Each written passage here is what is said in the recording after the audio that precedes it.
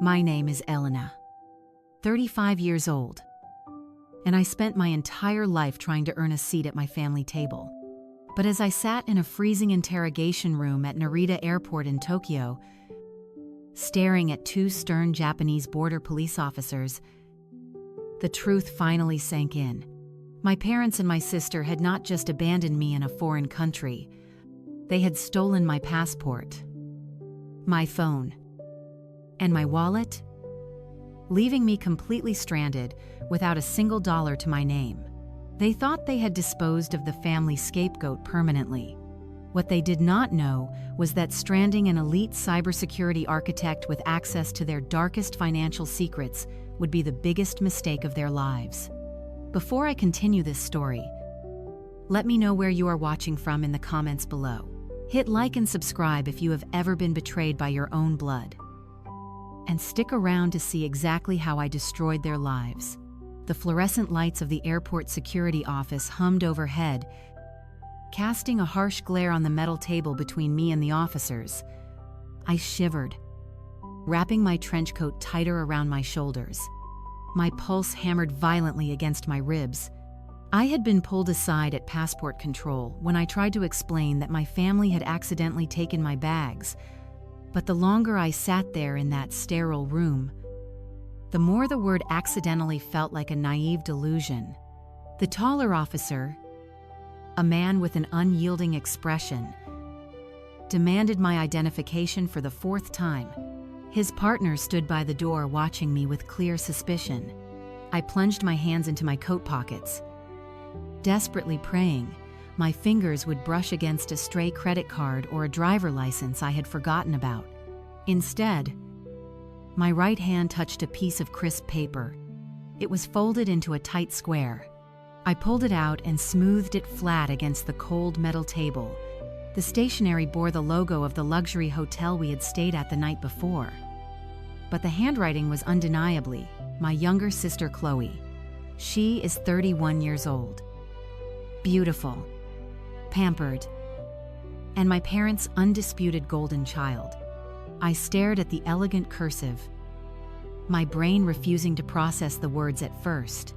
Then the horrific reality of the ink on the page settled into my chest like lead. We need you to disappear for a few days. The note read, "Do not try to fly back to Seattle. Mom and Dad say this is a necessary sacrifice for the family." The air vanished from my lungs. A necessary sacrifice. My hands began to shake so violently that the paper rattled against the table. I read the words again and again, hoping the sentence would magically change into a cruel prank. But the calculated malice remained. Panic, sharp and suffocating, seized my throat. I was thousands of miles away from home. I had absolutely no money. I had no identification to prove I was an American citizen. I had no phone to call for help or contact the authorities. I was utterly alone, erased from my own life by the very people who were supposed to protect me. The officers exchanged a look, their patience clearly wearing thin as they watched my silent breakdown. They asked me to explain the note. How could I possibly explain to these strangers that my own mother had orchestrated this trap? The memory played in my mind with sickening clarity. Just 2 hours earlier, we were in the first-class lounge, waiting for our connecting flight to Seattle. This entire Asian trip had been pitched to me as a family reconciliation vacation. It was generously funded by my arrogant brother-in-law, Marcus. Marcus is Teretioseks, a hotshot hedge fund manager with a taste for flashy cars and a talent for making me feel entirely inferior. My parents, Eleanor, who is 61, and Richard, who is 64, worshipped him because his money fueled their country club lifestyle. I was just the quiet, unmarried cybersecurity nerd.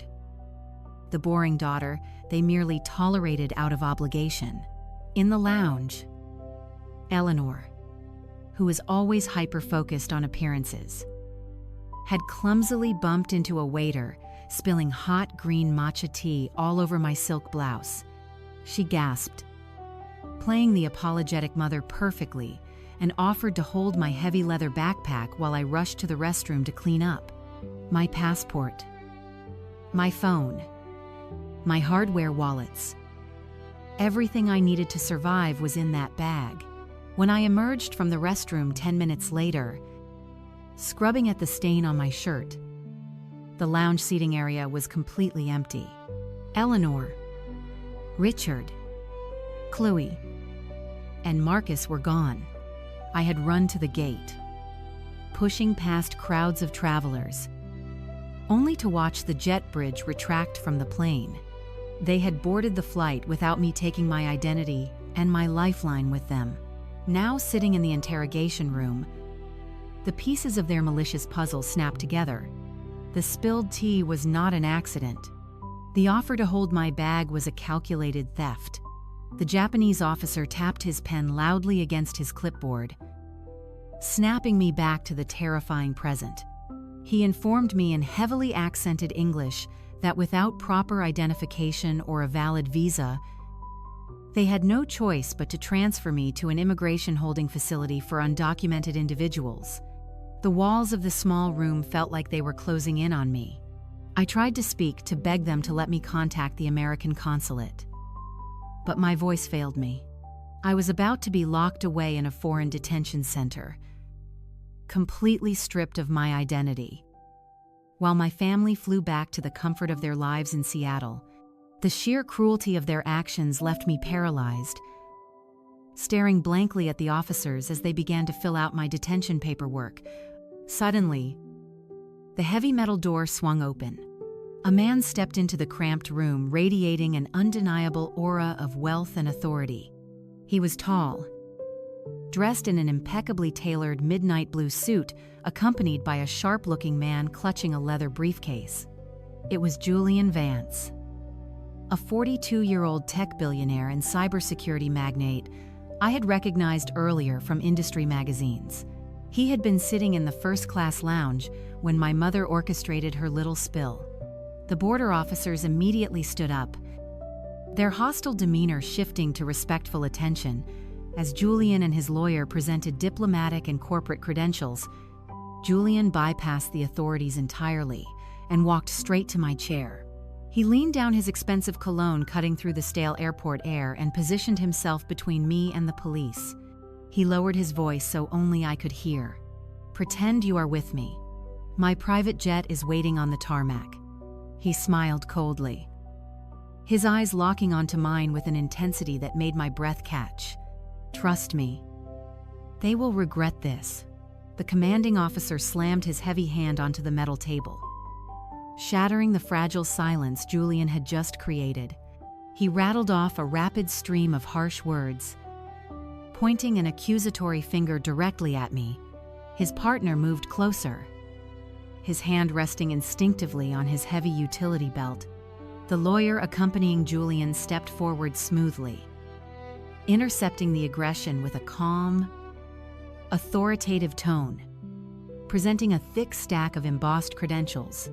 But the officers were not easily swayed. To them, I was not a victim of a sophisticated family betrayal. I was an undocumented traveler, a potential security threat. Spinning wild, hysterical accusations to avoid deportation. The taller officer grabbed a thick stack of holding cell paperwork, slapping it down next to Chloe's crumpled note.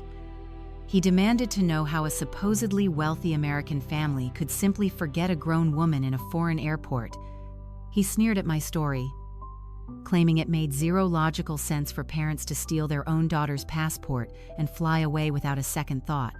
He tapped the transfer documents forcefully, making it brutally clear that Julian's presence did not magically grant me a visa. The holding facility was already expecting my transfer. The transport van was idling outside the terminal, waiting to take me away. Every syllable the officer spat out tightened the invisible noose around my neck. They saw a woman with no identity, no return ticket, and a story that sounded completely unhinged to any rational outsider. The terrifying realization that law enforcement viewed me as a criminal rather than a victim completely paralyzed me. I watched the officer pick up his radio to summon the transport guards, aggressively ignoring the billionaire attempting to shield me. The sheer bureaucratic indifference was absolutely terrifying. They did not care about the cruel betrayal I had just suffered. They only cared about the missing passport and clearing their holding room. As the corporate lawyer engaged the officers in a fierce, high-speed debate, I stood frozen, staring at the blank concrete wall. My mind desperately searched for the reason behind this elaborate cruelty. Why go to such criminal lengths to erase me from the picture? The answer lay in the stark contrast between my life and theirs. I was the family scapegoat. The quiet, unmarried tech architect who preferred analyzing blockchain ledgers over attending pretentious galas. I never fit into their flashy, debt-fueled country club lifestyle in Seattle. I was the boring, practical daughter who asked uncomfortable questions about their reckless spending habits. Then there was Marcus. He was everything they valued. Loud, charismatics, and aggressively ambitious. With his gleaming exotic cars and bespoke designer suits, he had effortlessly claimed the title of the golden child-in-law. My parents worshipped the ground he walked on. Convinced his status as a high-rolling hedge fund manager elevated their own social standing, they eagerly turned a blind eye to his profound arrogance, treating his lavish gifts and extravagant promises as absolute truth. Next to his blinding, superficial success, my quiet stability was an embarrassment to them. I was a constant, irritating reminder of the practical reality they desperately wanted to escape. Marcus had convinced them that my conservative nature was holding the family back from true elite status. Stranding me was not just about removing an annoyance. It was a calculated purge. A way to cut the dead weight so they could fully embrace the fraudulent empire Marcus was building for them. They resented my independence because it highlighted their own financial insecurities and endless pursuit of shallow validation. Every time I had tried to warn my father about the dangerous financial maneuvers, Marcus was bragging about my parents accused me of being a jealous, bitter spinster. They chose his glittering lies over my professional truth. Leaving me locked away in Asia was their ultimate way of silencing the only person who could see through Marcus's perfect facade. The sound of Julian dropping a heavy leather binder onto the table pulled me from my dark thoughts. He did not raise his voice, but the sheer command in his posture forced the officers to stop talking immediately. He spoke to them in flawless, commanding Japanese, his tone brokering absolutely zero debate. While I could not understand every word, the impact was immediate and undeniable. The taller officer lowered his radio, his aggressive stance faltering under Julian's icy stare. Julian switched back to English. Looking directly at the commanding officer, he explained that he had been sitting in the VIP lounge directly across from us. He detailed exactly how he watched the older woman deliberately spill her tea and smoothly slide my leather backpack under her own luggage cart while I was distracted. He admitted he had not realized the malicious intent at the time, assuming it was a simple mix-up among traveling companions, until he saw border control dragging me away from the departure gates. His lawyer produced a corporate guarantee document, a legally binding bond, from one of the largest tech conglomerates in the world, officially taking full legal and financial responsibility for my presence in the country. The lawyer slapped the platinum-embossed bond down right over the holding cell paperwork. Julian did not just offer an alibi. He essentially purchased my immediate freedom using corporate diplomatic immunity. The officers scrutinized the paperwork, their skepticism melting into reluctant deference. They realized they were no longer dealing with an undocumented stray, but a woman backed by immense institutional power. The taller officer finally nodded, sliding the detention forms into the trash. Julian turned to me, offering his arm with a steady, reassuring grace. He guided me out of that suffocating interrogation room, leaving the stunned police officers behind. As the heavy doors closed, The reality of his intervention settled over me. He had just saved me from an international nightmare, setting the stage for a reckoning my family would never see coming. We walked briskly down the sterile corridor toward the tarmac. The transition from the claustrophobic interrogation room to the sprawling sunlit corridors of the private aviation terminal felt entirely surreal. Julian's legal team moved with frightening efficiency, ruthlessly dismantling the bureaucratic red tape that had threatened to cage me just moments before. I watched his lead attorney hand over a series of stamped documents to a senior border official, speaking in rapid and detached, hushed tones that immediately smoothed away any remaining friction. In less than 10 minutes, my status morphed from a detained, undocumented suspect into a highly protected VIP.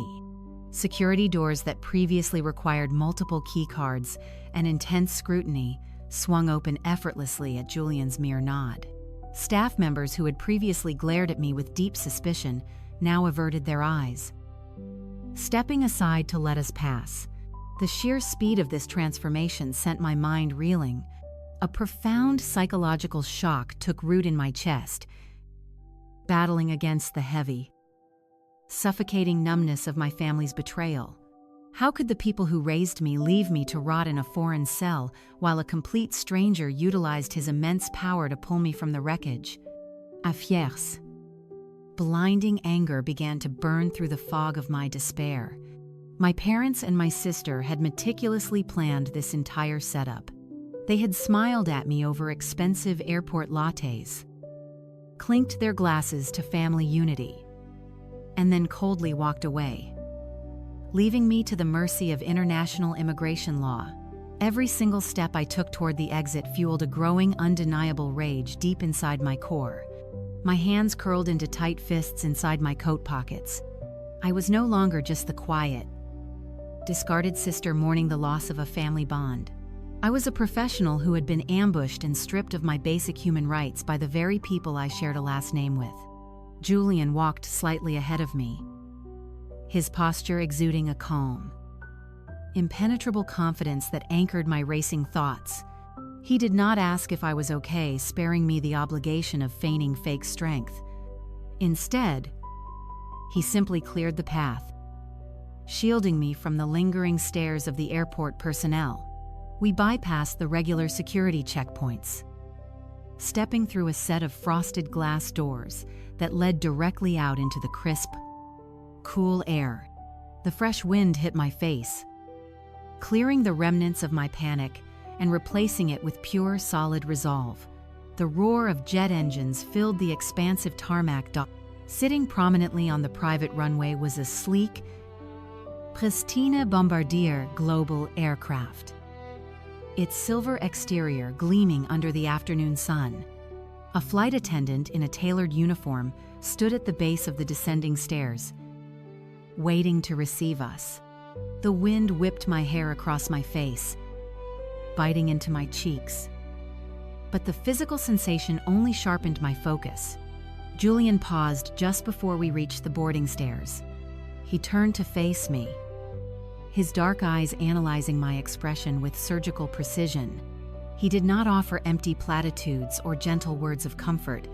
He treated me like a peer, a fellow tactician standing on a hostile battlefield. I realized my existence had just become a high-stakes chess match. What do you have that they want badly enough to strand you on another continent? He asked, his voice cutting cleanly through the roaring engine noise. The question was sharp, direct, and completely devoid of pity. It demanded an immediate, rational assessment of a situation I had been viewing purely through the lens of emotional trauma. I stared at him, the harsh wind suddenly feeling completely irrelevant to my rapidly shifting mindset. My family did not just abandon me out of spite or petty cruelty. Spite would have been leaving me off a dinner reservation or excluding me from a holiday photo.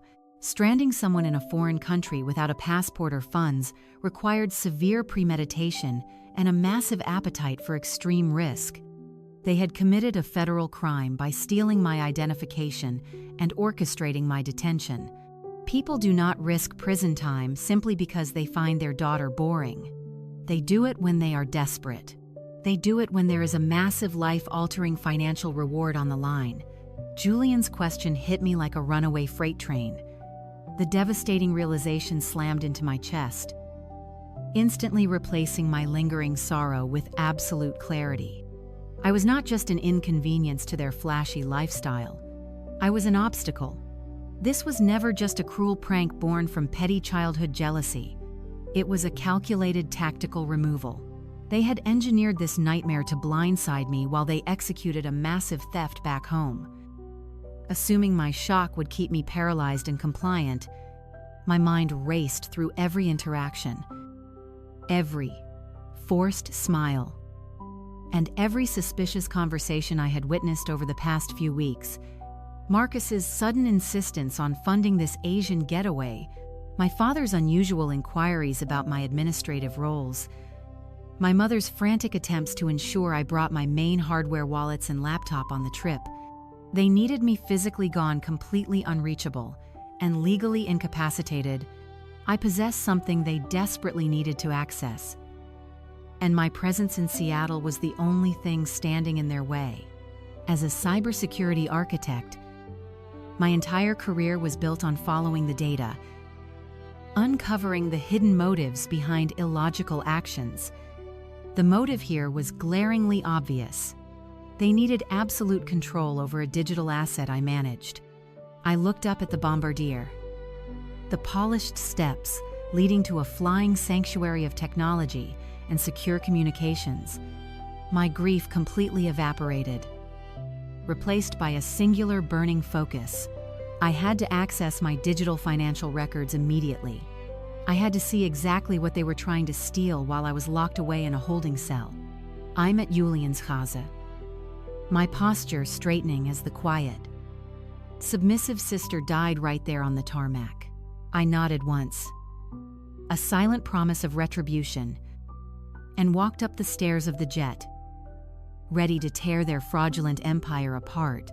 Stepping into the cabin of Julian Vance's private jet was like crossing the threshold into an alternate universe. The heavy door sealed shut behind us instantly, silencing the roaring engines and replacing the chaotic tarmac with a cocoon of absolute tranquility. The interior was a masterclass in understated wealth. Plush cream-colored leather seats faced polished mahogany tables, and the ambient lighting cast a warm golden glow across the cabin. A crystal decanter of water and 2 heavy glass tumblers waited on the center console. The extreme luxury felt jarring against the raw, jagged edges of my current trauma. Just an hour ago, I was sitting on a metal chair in a sterile holding cell, bracing for deportation and feeling entirely disposable. Now, I was wrapped in an environment designed to cater to the elite. I took a seat across from Julian, sinking into the soft leather. I was still wearing the same clothes my mother had ruined with her perfectly timed tea spill. But the stain no longer mattered. The physical discomfort was completely overshadowed by the burning need for answers. Julian did not offer me a drink or ask how I was feeling. He simply reached into his leather briefcase and pulled out a sleek matte black laptop. He slid it across the polished wood table toward me, followed by a small, heavy rectangular device. The laptop is military grade, he stated, his tone strictly business. It is fully encrypted and running through a dedicated satellite internet connection. No local networks, no firewalls, no digital footprint. You have completely unrestricted access to the global web, and absolutely no one can track your address from this cabin. Do what you need to do. I pulled the device closer to me, feeling the cool metal beneath my shaking fingertips. I opened the laptop and the screen flared to life, illuminating the cabin with a harsh, bluish light. My fingers hovered over the keyboard for a fraction of a second before muscle memory took completely over. I was no longer the discarded daughter. I was a senior cyber architect operating in my element. I bypassed the standard login screens, accessing a secure virtual private network that routed my connection through encrypted servers in Switzerland. I needed to get into my primary financial dashboard, but without my phone for two-factor authentication, I had to rely on the emergency backdoors I had established years ago. I initiated a sequence of secure cloud backups, answering a rapid-fire series of complex security questions that only I knew. Within 3 minutes, the reinforced digital walls of my personal servers lowered. I navigated directly to the most critical asset I managed. My grandfather had been a shrewd, quiet man who saw right through my parents' reckless financial behavior. Before he passed away, he established a $5 million irrevocable digital vault. He specifically bypassed my mother and father entirely. Naming me as the primary administrative trustee, I controlled the disbursements, the investments, and the overarching security of that massive fund. My family knew the money existed, but they legally could not touch a single cent without my explicit verified authorization. I pulled up the primary ledger, my eyes scanning the rows of data with practiced precision. Cybersecurity is not just about reading code. It is about identifying anomalies, spotting the subtle deviations that signal a breach. I checked the transaction history for the past 48 hours. My heart slammed against my ribs as a massive red flag appeared on the screen. The secure system, which had remained dormant for months, suddenly displayed an aggressive flurry of recent activity. Multiple failed login attempts had been registered from an address in Seattle, followed by a successful bypass protocol initiated just hours after my flight to Asia had taken off. They had breached the outer firewall. I dug deeper into the audit logs, tracing the exact sequence of commands. Whoever was on the other end had spent the entire time I was in the air dismantling the secondary security measures using a cloned physical key they had undoubtedly lifted from my stolen backpack. My breath caught in my throat as I reached the core financial hub. The money was no longer sitting safely in the secure holding accounts. The system displayed a massive pending blockchain transfer request designed to drain the entire $5 million vault in a single devastating sweep. The funds were currently in a mandatory holding pattern waiting for the final network clearing cycle to complete. Attached to the request was a heavily encrypted document. I downloaded the file and threw it onto the main screen. It was a formal digital transfer mandate. The legal language was thick and aggressively drafted, explicitly claiming that I was currently unreachable abroad and utterly incapable of managing my financial duties. The document authorized full administrative control to be immediately transferred to my father, Richard, and my brother-in-law, Marcus. They had forged my digital signature at the bottom, perfectly mimicking my authorization token. The trap was so much darker and far more sinister than I had ever imagined. They had not just stolen my passport to ruin a vacation. They had meticulously orchestrated my international detention to establish a verified paper trail of my absence. By stranding me in Japan without identification or a phone, they created the exact emergency scenario required to activate the forged legal documents. The Japanese authorities holding me incommunicado would serve as their ultimate alibi, while I was rotting in a holding cell, fighting just to prove my basic identity. They were back in Seattle, liquidating my grandfather's entire legacy. This was not just a petty family squabble or a moment of toxic favoritism. This was a highly coordinated multi-million-dollar heist. They had planned to steal my entire future, leaving me destitute and trapped in a foreign legal system. They wanted me completely erased from society permanently. The absolute magnitude of their betrayal settled into my bones, turning my lingering sorrow into pure, unadulterated, unforgiving ice. I did not waste another second staring at the forged signature.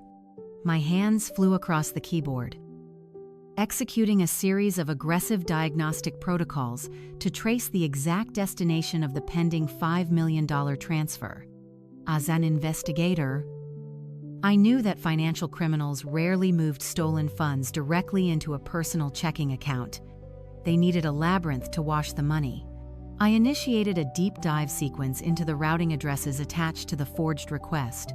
The digital trail initially pointed to a seemingly innocuous corporate holding account based in New York, but I pushed harder. Bypassing the basic interfaces and stripping away the routing layers one by one, the New York account was just a dummy terminal, an empty shell designed to bounce the transaction. The real destination lay hidden behind a complex web of corporate shields. I tracked the final destination to a cluster of limited liability companies recently incorporated in the state of Nevada. Nevada is notorious for its corporate secrecy laws, making it the perfect haven for hiding stolen assets from a casual observer. But my family had made a fatal error. They severely underestimated my level of professional access to registry databases. I ran a comprehensive cross-reference search on the registered agents and the hidden executive officers of those specific shell companies. The screen rapidly populated with the official incorporation documents. The primary managing directors for every single shell company were listed clearly in black and white. My brother-in-law Marcus and my sister Chloe. They had established these dummy corporations less than 3 weeks ago. The timeline aligned perfectly with the day Marcus suddenly offered to pay for our supposed Asian family reconciliation trip. They had spent weeks carefully building the buckets to hold my stolen money, ensuring the funds would be immediately washed and untraceable by the time I managed to contact a lawyer or the American authorities. Every single keystroke revealed the shocking depth of their coordinated attack. They were not just stealing my grandfather's legacy, they were actively laundering it through a sophisticated domestic network. The sheer audacity of their plan was staggering, but their execution was incredibly arrogant. They left a massive digital footprint. Assuming I would never be in a position to look for it, I extracted the raw data logs associated with the creation of the shell companies. The digital fingerprints pointed directly to Marcus's home office network in Seattle. He had literally engineered my financial ruin while sitting at the custom mahogany desk my parents had bought him as a wedding gift. I downloaded every piece of this metadata, creating an unassailable evidentiary chain. Julian watched my frantic typing with quiet, analytical admiration. He leaned back in his leather seat, his eyes tracking the reflection of the financial data scrolling rapidly across my face. He finally broke the silence, asking why a supposedly wealthy, successful hedge fund manager like Marcus would resort to executing federal wire fraud and identity theft against his own family member. I did not stop typing as I explained the toxic reality of my sister and brother-in-law. Marcus was severely overleveraged. His entire flashy lifestyle, the luxury sports cars, the bespoke designer suits, the endless country club tabs was a complete illusion. It was built entirely on massive high-interest debt and incredibly risky margin loans that were currently imploding. He was bleeding cash daily just to maintain the fake image of a titan of industry. And Chloe absolutely refused to downgrade her extravagant lifestyle. She threw absolute fits if she could not buy the latest seasonal designer collections or host lavish, heavily catered parties for her shallow social circle. My parents eagerly enabled this shared delusion. They constantly praised Marcus's fake success while aggressively ignoring the glaring financial red flags I had tried to point out for years. Marcus was drowning in debt, facing imminent professional and personal ruin. My $5 million vault was their ultimate desperate bailout. To them, my money was just sitting there wasted on a boring tech architect. They chose to permanently sacrifice my freedom and completely destroy my future, rather than face the public humiliation of losing their fake elite status. I was the collateral damage required to keep their pathetic debt-ridden fantasy alive. They felt completely justified in ruining my life to save theirs. I shifted my focus back to the portal, checking the exact timestamp on the pending transfer. The transaction was scheduled to clear its final security protocol in exactly 12 hours. I glanced at the flight tracking data on my secondary screen. 12 hours was precisely when my family's return flight was scheduled to land at the Seattle International Airport. The timing was sickeningly poetic. They planned to step off the plane, turn on their phones, and see $5 million safely deposited into their fraudulent shell accounts, all while believing I was locked in a Japanese detention center without a voice. My initial instinct was to hit the cancel button to immediately block the transfer and securely lock down the vault. But my hand paused over the trackpad. If I canceled the transaction right now, Marcus would instantly receive an alert.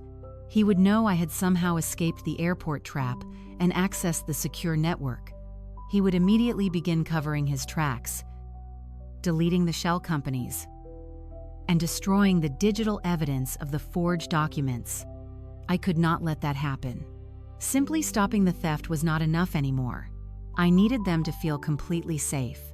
I needed them to fully execute their criminal plan and incriminate themselves beyond any shadow of a reasonable doubt. I had to let the fraud progress to the point of no return. I had to let them hang themselves with their own greed. I turned away from the portal and reached for the satellite phone Julian had placed on the table. The heavy device felt cool and unfamiliar, but I knew exactly how to utilize its encrypted tethering capabilities. I connected the satellite phone directly to the military-grade laptop, bridging a secure, completely untraceable network tunnel that bypassed standard commercial servers. This specific configuration guaranteed that my digital location would remain completely masked, showing only a generic randomized routing node. Marcus was arrogant, but he still had access to corporate tracking tools. If he saw a signal pinging from a private jet traveling at high altitude across the Pacific Ocean, he would immediately know his grand plan had been compromised. I opened a fresh, highly secure incognito browser window and navigated to my encrypted personal email account. I bypassed 3 separate layers of biometric security and specialized authentication tokens memorized specifically for absolute emergencies. The inbox loaded slowly, pulling the required data through the heavy encryption tunnel. Right at the top of my primary inbox sat a single unread message.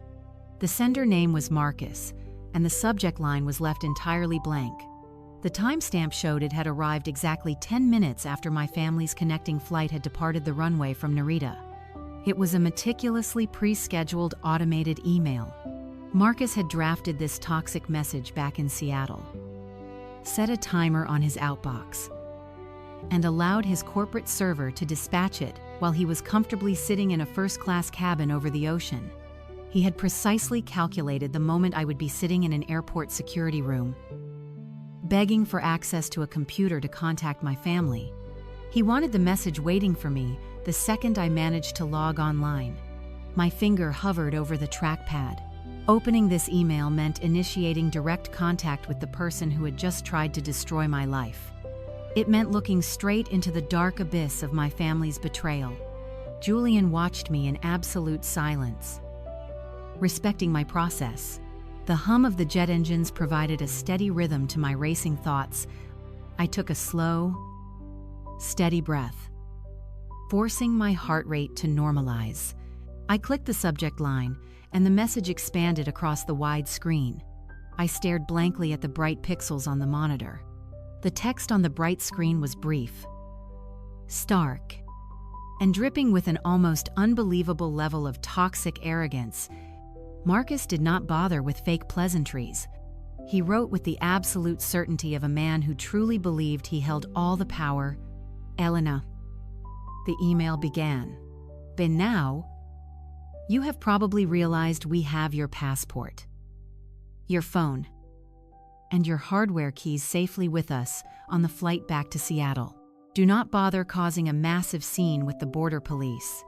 They will not help an undocumented foreigner with absolutely no money. Attached to this email, you will find a set of digital equity release forms for your grandfather's vault. Sign them immediately using your secure electronic signature. Once I receive the digital confirmation that you have relinquished full administrative control to your father and me, I will wire $5,000 to a local location near the airport so you can survive the week. I will also mail your physical passport directly to the embassy. If you refuse or if you try to delay the transfer process in any way, we will block your return entirely. You can live on the dirty streets of Tokyo for all we care. Do not even think about calling mom or dad for a rescue. They fully authorize this plan. Chloe needs a new house, and your stagnant, boring lifestyle is holding this family back from our true potential. Sign the documents. Elena. It is time you finally contributed to this family. I read the vicious words, letting the sheer audacity of his demands wash over my consciousness. Marcus was explicitly committing federal extortion in writing. He was openly admitting to the intentional theft of my federal identification documents. He was holding my American citizenship and my basic freedom hostage in exchange for a $5 million ransom. The $5,000 bribe he offered was a pathetic insult, a tiny crumb thrown to a starving dog. He truly believed I was weak enough to fold under the immense pressure, signing away my grandfather's entire legacy just to secure a cheap economy ticket back home. But the most devastating part of the email was not Marcus's criminal arrogance. It was the explicit written confirmation that my own parents, Eleanor and Richard, had actively endorsed my total destruction. Mom and Dad fully authorized this plan. Those 8 words shattered the final fragile thread of familial loyalty I had been desperately clinging to for my entire adult life. I had spent decades trying to prove my worth to them. Foolishly, hoping my quiet stability and professional success would eventually earn their genuine respect. Instead, they had viewed my existence as a convenient piggy bank, waiting for the perfect moment to smash it open and hand the pieces to their favorite daughter and her flashy husband. A cold, absolute, and unforgiving calm settled deeply over my mind. The suffocating grief and the frantic confusion that had paralyzed me in the interrogation room evaporated completely. Leaving behind a sharp tactical clarity, they had drawn the battle lines. Assuming I was unarmed and completely defenseless, they thought they had successfully isolated a weak, compliant victim who would simply surrender her assets out of fear. They did not realize they had just handed a seasoned cybersecurity architect a signed, digitally traceable written confession of international wire fraud and federal extortion. The gloves were officially and permanently off. I was no longer fighting for their elusive approval. I was fighting for my survival. And I was finally going to tear their fraudulent empire apart brick by brick until absolutely nothing remained. I shifted the heavy military-grade laptop slightly across the polished mahogany table, angling the bright screen so Julian could view the extortion email in its entirety. He leaned forward, his sharp, dark eyes scanning the vicious text I had just received. He read the cruel ultimatum, the brazen admission of passport theft, and the terrifyingly confident demand for a $5 million digital signature. His gaze tracked down the screen, absorbing every detail with the detached, analytical focus of an apex predator assessing a wounded asset. However, as his eyes reached the bottom of the message, landing squarely on the sender's full name and corporate signature block, his entire demeanor shifted instantly. Julian froze. The subtle, relaxed posture he had maintained since we boarded the jet vanished, replaced by an intense, rigid stillness. He did not say a word. He simply reached down into his heavy leather briefcase and retrieved an ultra-thin platinum tablet. His fingers tapped rapidly across the glass screen, effortlessly bypassing his own complex layers of biometric security. The warm ambient lighting of the cabin reflected off the tablet as he navigated through a highly restricted internal database belonging to his tech conglomerate. I watched in absolute silence as he pulled up a massive, meticulously designed digital portfolio. It was a high-stakes infrastructure pitch deck. He expanded the primary title page, and my breath caught sharply in my throat. The corporate logo emblazoned across the center of his tablet was an almost flawless, exact match to the logo in Marcus's email signature. Julian slowly scrolled through the executive summary, his eyes darting rapidly between the ambitious financial projections on his device and the blatant extortion threats glowing on my laptop. He quickly cross-referenced the Nevada shell company names I had uncovered during my deep forensic audit with the proposed corporate holding structures carefully listed in the pitch deck. A slow, chilling realization settled heavily over the quiet cabin. The billionaire tech magnate sitting directly across from me was not just a random wealthy stranger who had incidentally witnessed a toxic family dispute at an airport lounge. He was the direct, unwitting catalyst for the entire criminal operation my family had just executed against me. Julian placed his tablet on the table right next to my laptop, aligning the two screens perfectly. He looked at me, and the expression on his face was a terrifying mixture of deep professional insult and lethal cold calculation. Marcus had not just attempted to completely rob his own sister-in-law, he had unwittingly attempted to aggressively use the stolen trust funds to directly defraud one of the absolute most ruthless technology investors in the entire financial sector. Julian tapped the glossy screen of his tablet, highlighting a specific paragraph buried deep within the financial covenants of the pitch deck. Your brother-in-law has been desperately courting my technology group for the past 6 months, Julian explained, his voice dropping to a remarkably low, dangerous timbre. He is begging for a massive $100 million infrastructure deal to save his severely over-leveraged firm from total irreversible collapse.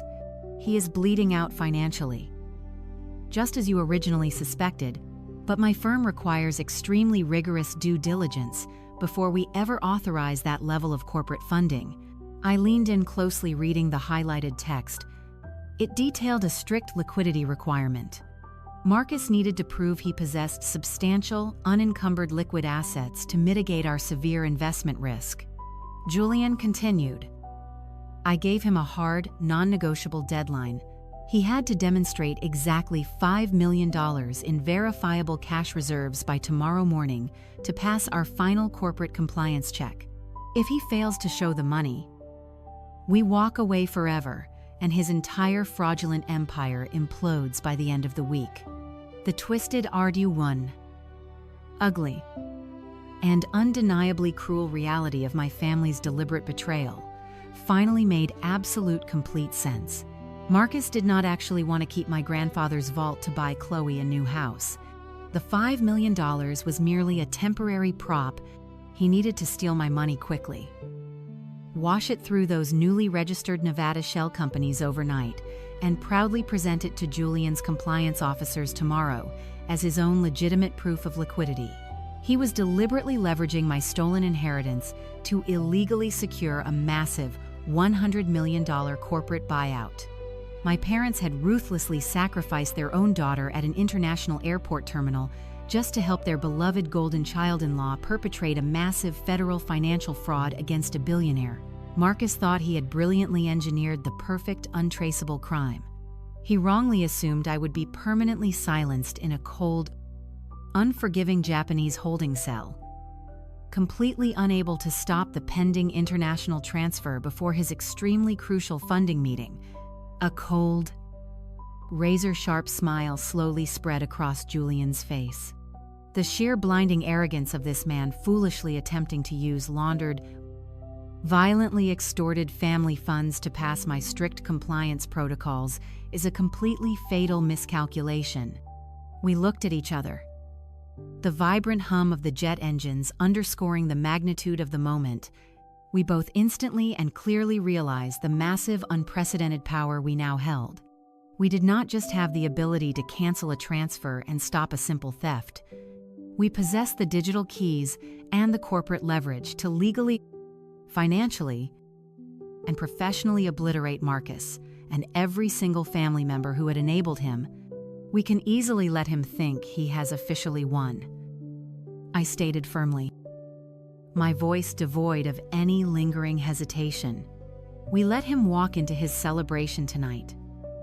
believing the money is absolutely secure. Julian extended his hand across the table, his dark eyes gleaming with absolute predatory intent. I will totally destroy his firm, and you will rightfully destroy his freedom, he promised.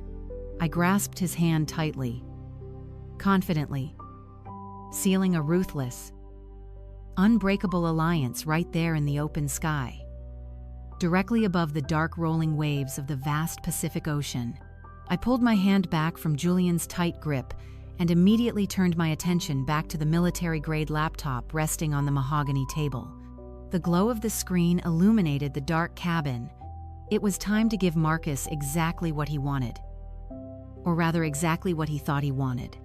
Financial criminals always possess a fatal flaw. And for my brother-in-law, that flaw was his towering, unearned ego. He fully expected me to shatter into pieces. He anticipated a desperate, weeping response from the weak, boring sister-in-law, who had always bowed her head submissively at family dinners. I had spent 35 years perfecting the role of the quiet scapegoat, and now I was going to use that exact persona as a lethal weapon. I placed my fingers over the keyboard and began to type.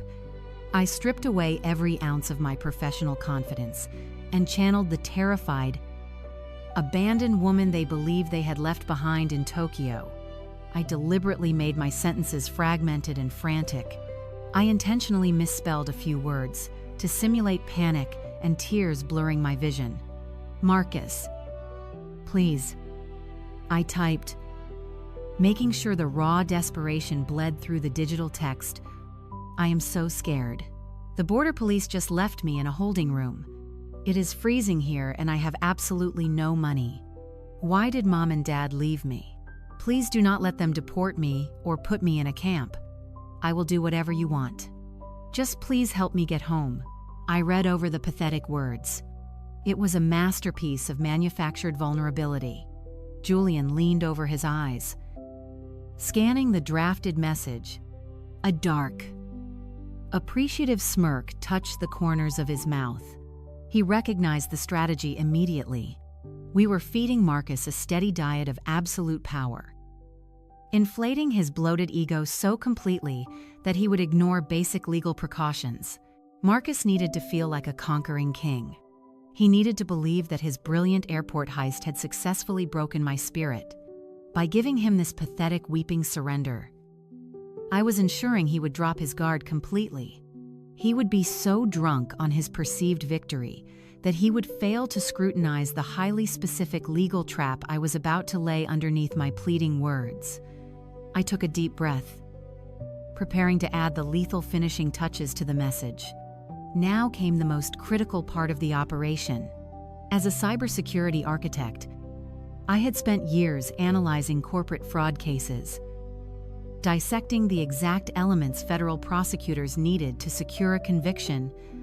Extortion and wire fraud are incredibly specific crimes under strict federal law. To guarantee Marcus and my father would face mandatory federal prison sentences, I needed airtight, indisputable proof of coercion crossing international lines. The evidence had to be explicitly documented in writing by the victim and actively acknowledged by the perpetrator. I positioned my cursor at the bottom of the email and carefully crafted the exact phrasing required by the Department of Justice. I am only signing this because you are withholding my passport and stranding me, I typed, ensuring the sentence stood out clearly from the previous rambling paragraph. I do not want to give up my grandfather's vault, but I am signing the digital equity release forms solely because you are holding my identification hostage in Seattle and refusing to let me travel. Please just send the $5,000 and mail my passport to the embassy like you promised so I can survive. It was a textbook legally binding definition of extortion under duress. By stating clearly that the only reason for the financial transfer was the theft of my federal identification and the threat of foreign stranding, I legally nullified the transaction while simultaneously locking Marcus into a federal crime. If he replied to this email and accepted the terms, he was officially committing cyber fraud across international borders, utilizing electronic communications to execute a multi-million-dollar extortion plot. I read the entire message one last time. It was a flawless digital snare wrapped in the illusion of a desperate surrender. My heart maintained a steady, cold rhythm. I moved the cursor over the send button. I did not hesitate. I clicked the trackpad, sending the encrypted data packet soaring up to the satellite and straight down into Marcus's corporate inbox in Seattle. We did not have to wait long. Less than 4 minutes later, a sharp ping echoed through the quiet cabin of the jet. A new message appeared in my secure inbox. Marcus was so blinded by his greed and his desperate need to secure Julian's $100 million capital injection that he had replied almost instantaneously. He did not consult his legal team. He did not pause to analyze my phrasing. He just saw the finish line and sprinted directly over the steep cliff without a single second thought. I opened his reply. Attached to the message were the final forged transfer documents requiring my digital authentication. His response was brief, dripping with the toxic spun. Arrogant triumph of a man who believed he had just successfully conquered the world. The money will be wired to the local exchange. The second your signature clears the system, Marcus wrote, completely validating the extortion exchange. Your passport goes in the mail tomorrow. Glad you finally learned your place. I stared at that final mocking sentence. He had just handed me a signed, federally admissible confession. He confirmed possession of my stolen passport and linked its return directly to the fraudulent financial transaction. The hook was set deep in his jaw. I looked up at Julian, the glow of the laptop reflecting in my eyes. The trap had snapped shut, and my family was officially out of time. I shifted gears, minimizing the extortion email and opening a direct communication channel to my private digital architecture node in Seattle. As the primary administrative trustee, I had established a multi-tiered security protocol for exactly this kind of catastrophic breach. I quickly typed a rapid sequence of commands into the terminal, bypassing the standard interface and accessing the raw mainframe of the network. I needed to execute a maneuver known in the cyber world as a ghost protocol. If I simply blocked the transaction outright, Marcus would receive a failure notification from the clearinghouse. He would know I had survived the airport trap and immediately scramble to destroy his digital paper trail. Instead, I had to construct a financial mirage. I engaged a specialized federal holding smart contract. To Marcus, watching his screen in Seattle, the $5 million transfer would appear completely successful. The money would seem to leave my grandfather's vault and land directly inside his newly registered Nevada shell accounts. The portal would generate a legitimate-looking confirmation receipt, inflating his arrogant certainty that he had won. In reality, the funds would never actually touch his accounts. The money would be diverted mid-transfer, dropping into an impenetrable federal digital escrow. It would hang in a state of suspended animation, frozen by a high-level security lock that only federal authorities and I could release. I typed out a secure directive to my primary node, authorizing the ghost protocol and appending the digital extortion files I had just secured. The system confirmed the protocol activation within seconds. The $5 million shifted from my grandfather's vault, passing through the outer firewalls before plummeting safely into the digital fortress I had just erected. The system flashed a green confirmation light, signaling that the decoy receipt had been successfully dispatched to Marcus's server. He was now holding a worthless digital receipt, completely unaware that he had just locked himself inside a federal cyber trap. I leaned back heavily against the plush leather seat of the private jet, feeling the adrenaline hum through my veins. The technical execution was flawless. The massive sum of money was now absolutely safe, and the criminals were completely blind to their impending doom. I watched the encrypted data packets finalize their routing, My hands stopped shaking as I reviewed the executed commands. The sheer power of digital architecture was absolute, and I wielded it with a precision my family could never even comprehend. They treated me like a naive child playing with a keyboard, fundamentally misunderstanding that I controlled the very fabric of their financial reality. The Ghost Protocol was now fully operational, securing my grandfather's legacy and setting the stage for total retaliation. Julian watched me close the terminal, his dark eyes studying my face with a mixture of professional respect and deep curiosity. He asked how a family could be so blindly confident that I would simply surrender. I looked out the window at the dark ocean below, the hum of the aircraft filling the silence. I calmly explained that my parents, Eleanor and Richard, had spent decades meticulously gaslighting me into believing I was utterly powerless. They constructed a reality where my sister Chloe was the shining star, while my existence was merely a tolerated burden. I recalled a specific holiday dinner just last year. Eleanor had cornered me in the kitchen while Marcus and Chloe laughed in the dining room. My mother had looked at my simple dress with pure disdain and told me, "You are 35, alone and boring. You should be grateful we let you sit at the table." She delivered those words with a casual cruelty that was designed to break my spirit and keep me entirely submissive. They believed that because I chose not to parade my accomplishments or wear flashy designer labels, I possessed absolutely no leverage in the real world. But they completely misunderstood my silence. I took every insult, every dismissive glance, and every cruel remark, and I channeled that intense rejection directly into my career. While they spent their days drowning in high-interest debt to impress their shallow country club friends, I was quietly amassing real wealth and untouchable power.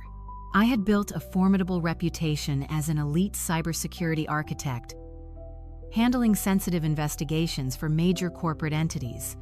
I owned properties, controlled massive digital portfolios, and wielded influence they could never fathom. I allowed them to believe I was weak because my anonymity was my greatest asset. My parents and Marcus never bothered to look beneath the surface. They foolishly mistook my profound self-control for absolute weakness, completely unaware that they were aggressively poking a sleeping dragon. Julian absorbed the explanation, a slow, predatory smile touching his lips. He understood the absolute beauty of the impending destruction. He reached into his tailored jacket pocket and pulled out his highly secured mobile device, instantly connecting it to the jet's encrypted satellite network. The trap was perfectly set on the financial side, but now we urgently needed the physical enforcement.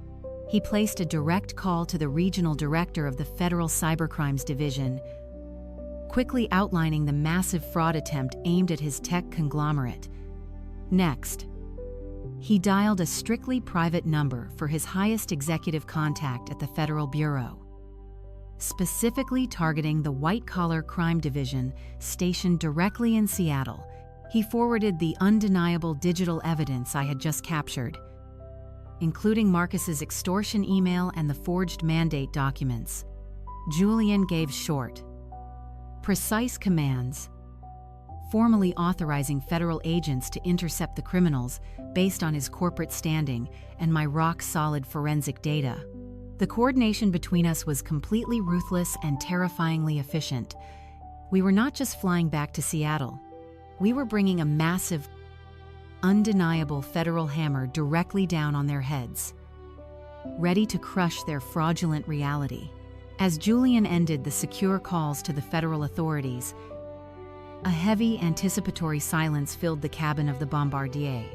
The legal machinery was now fully in motion, completely unstoppable, and aimed directly at Seattle. I turned my attention back to the military-grade laptop resting on the mahogany table. While the federal agents were mobilizing on the ground, I needed to know exactly what my targets were doing at this very second. I utilized the jet's high-speed satellite internet to open a secure, untraceable browser window. I navigated straight to my sister's public social media profiles. Chloe was violently addicted to external validation. I knew with absolute certainty that she would be incapable of keeping her supposed massive financial victory a secret from her superficial followers. I bypassed her carefully curated grid of heavily edited vacation photos and immediately noticed the pulsing red ring around her profile picture, signaling an active live stream broadcast. I clicked the icon, instantly pulling up the live video feed.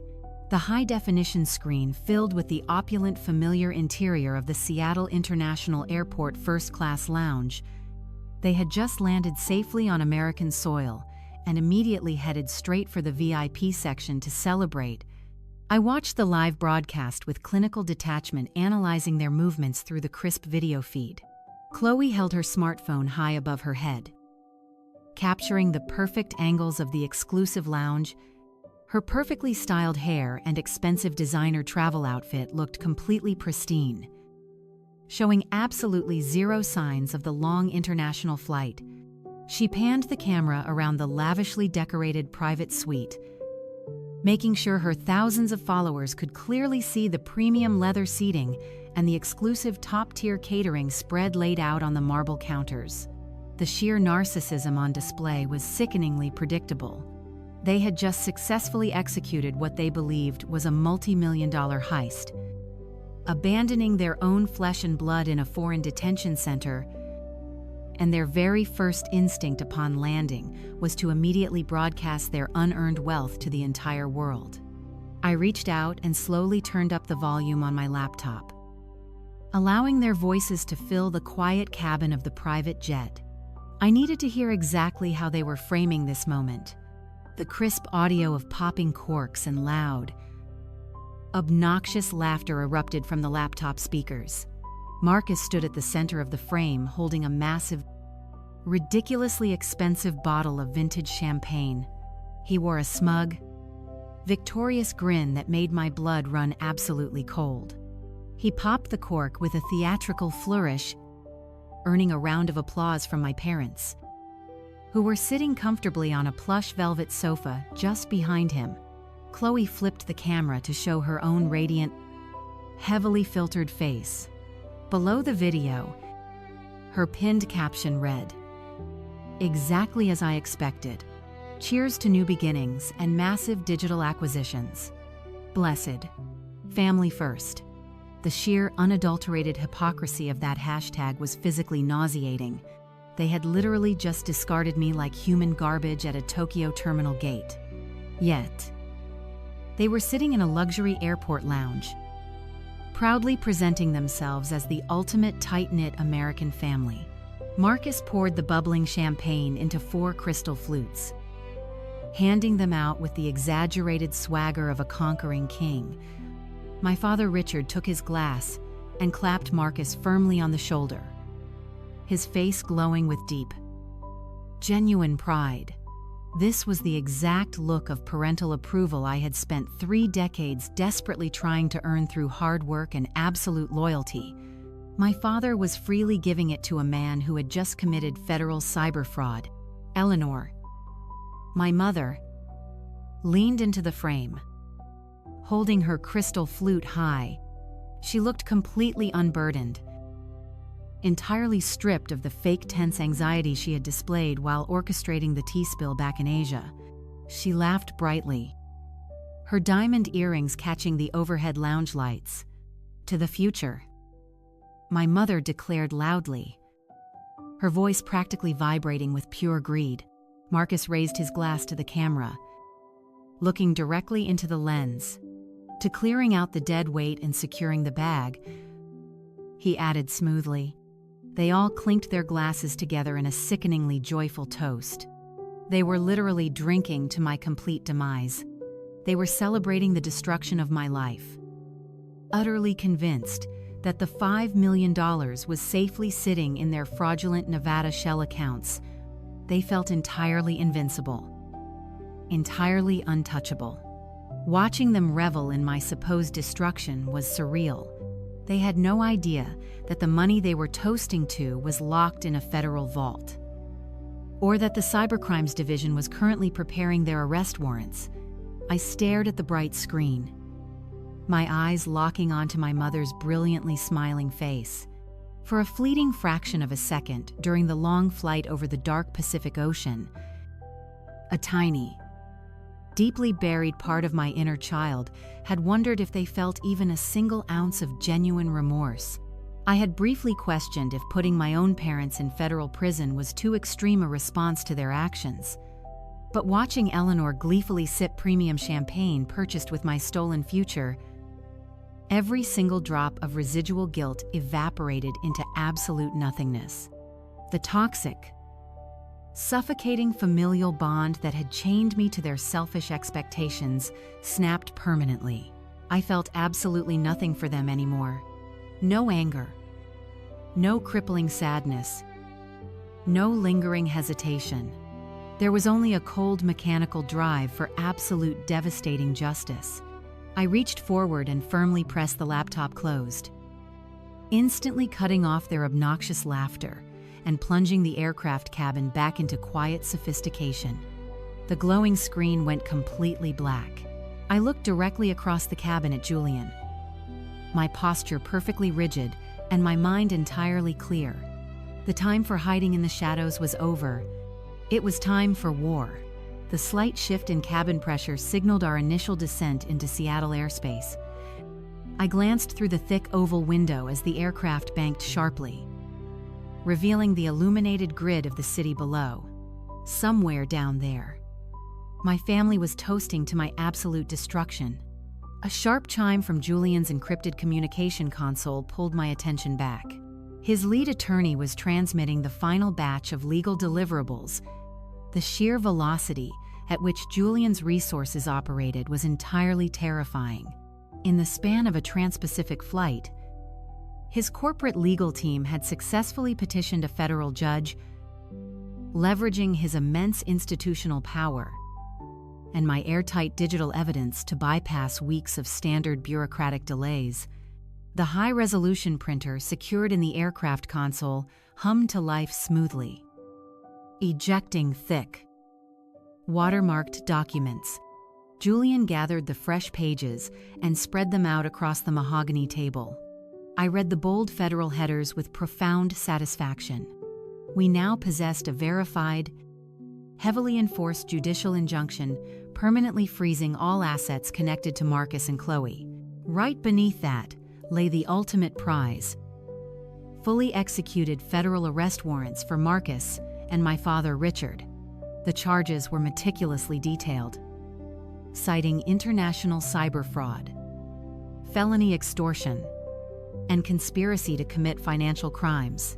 There would be no lengthy investigations or preliminary hearings required to secure their detention.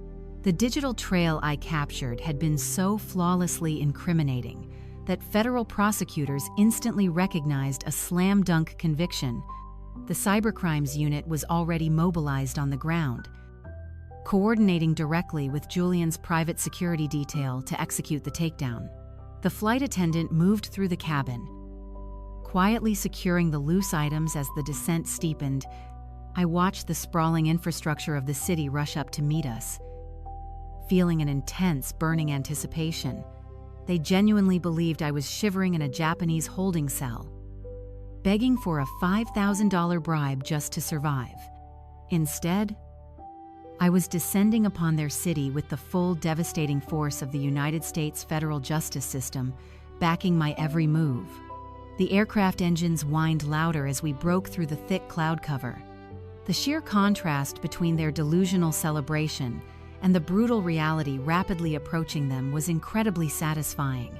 I watched the towering skyscrapers of downtown Seattle come into sharp focus, knowing I was holding all the keys to their imminent downfall. The battlefield was completely set. I looked down at my rumpled, travel-worn clothing. The dark green tea stain my mother had deliberately splashed across my silk blouse served as a pathetic reminder of the weak, compliant daughter they expected to easily crush. I could not possibly walk into this highly anticipated confrontation looking like a defeated, exhausted traveler. I needed to project absolute power, as if reading my exact thoughts. The flight attendant approached our table quietly. She informed me that the jet was fully equipped with a curated executive wardrobe for emergency business engagements. She guided me toward the spacious, marble-lined lavatory at the rear of the aircraft and opened a cedar closet filled with high-end designer garments. I bypassed the conservative, muted colors I normally wore to family events. I reached for a razor-sharp, impeccably tailored ivory suit, crafted from heavy Italian silk. It exuded a lethal, uncompromising authority. I stripped off the stained blouse and stepped into the crisp, perfectly structured garments. The transformation was immediate. The tailored lines of the suit acted as psychological armor, pulling my shoulders back and forcing my posture into total command. I stood before the brightly lit vanity mirror and stared at my reflection. The quiet, boring sister who desperately sought her parents' approval was completely gone. I pulled my hair back tightly, securing it into a sleek, severe style that left absolutely no room for softness. I opened the vanity drawer and found a collection of unopened cosmetics. I bypassed the subtle neutral shades my mother had always insisted I wear to avoid outshining my sister. Instead, I selected a bold, unapologetic shade of dark plum lipstick. I applied it with steady, deliberate precision. The vibrant color felt like war paint. I looked at the woman in the mirror and felt a deep, powerful surge of adrenaline. My reflection confirmed what my family had fatally ignored. I was never the weak link. I was a senior cybersecurity architect armed with federal warrants, and I was about to annihilate the people who thought I was completely disposable. I stepped out of the lavatory and walked confidently back down the aisle of the jet. The high-end fabric of the suit moved flawlessly with me, completely reinforcing my absolute resolve. Julian looked up from the federal legal documents as I approached. A flicker of deep, genuine respect crossed his features as he took in my complete visual transformation. "You are ready," he stated simply. I took my seat directly across from him, my hands resting calmly on the table. He leaned forward to outline the exact sequence of upcoming events. "We are not just going to hand these warrants over quietly to local police." Julian explained, his tone strictly tactical. "Marcus and your parents derive their entire self-worth from their public image. We are going to hit them exactly where it hurts the most. Their massive, highly fragile ego."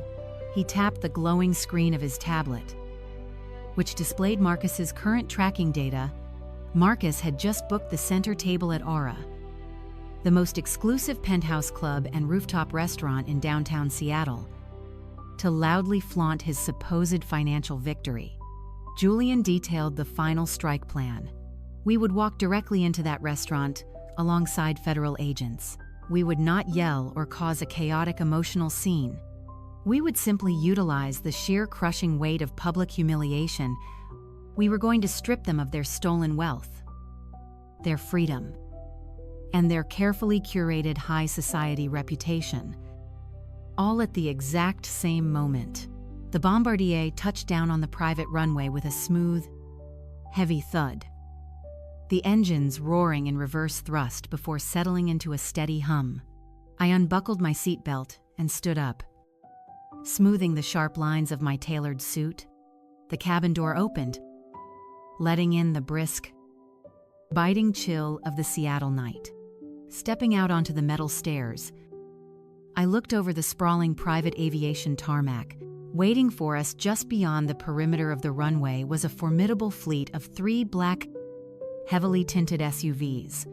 The imposing vehicles idled quietly in formation, their bright headlights piercing the thick evening mist.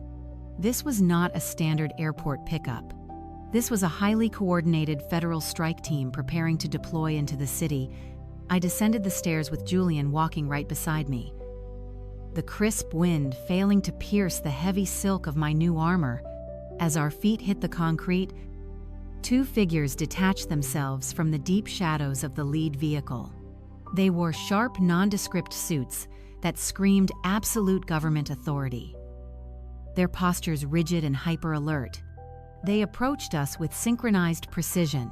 Julian stepped forward to meet them. Extending a firm hand, the taller of the two agents returned the greeting, his intense gaze briefly flicking toward me with silent acknowledgement. Tucked tightly under his left arm were two thick, glaringly red folders. Even from a few paces away, I could clearly see the official federal seals stamped across the front covers. Those folders held the active federal warrants we had strategically secured while crossing the Pacific Ocean. They contained the legally binding ruin of the arrogant men who had planned to steal my future. The second agent opened the heavy rear door of the primary SUV, gesturing respectfully for us to enter. The sheer gravity of the moment settled over the cold tarmac. These agents were not here to negotiate or ask polite questions.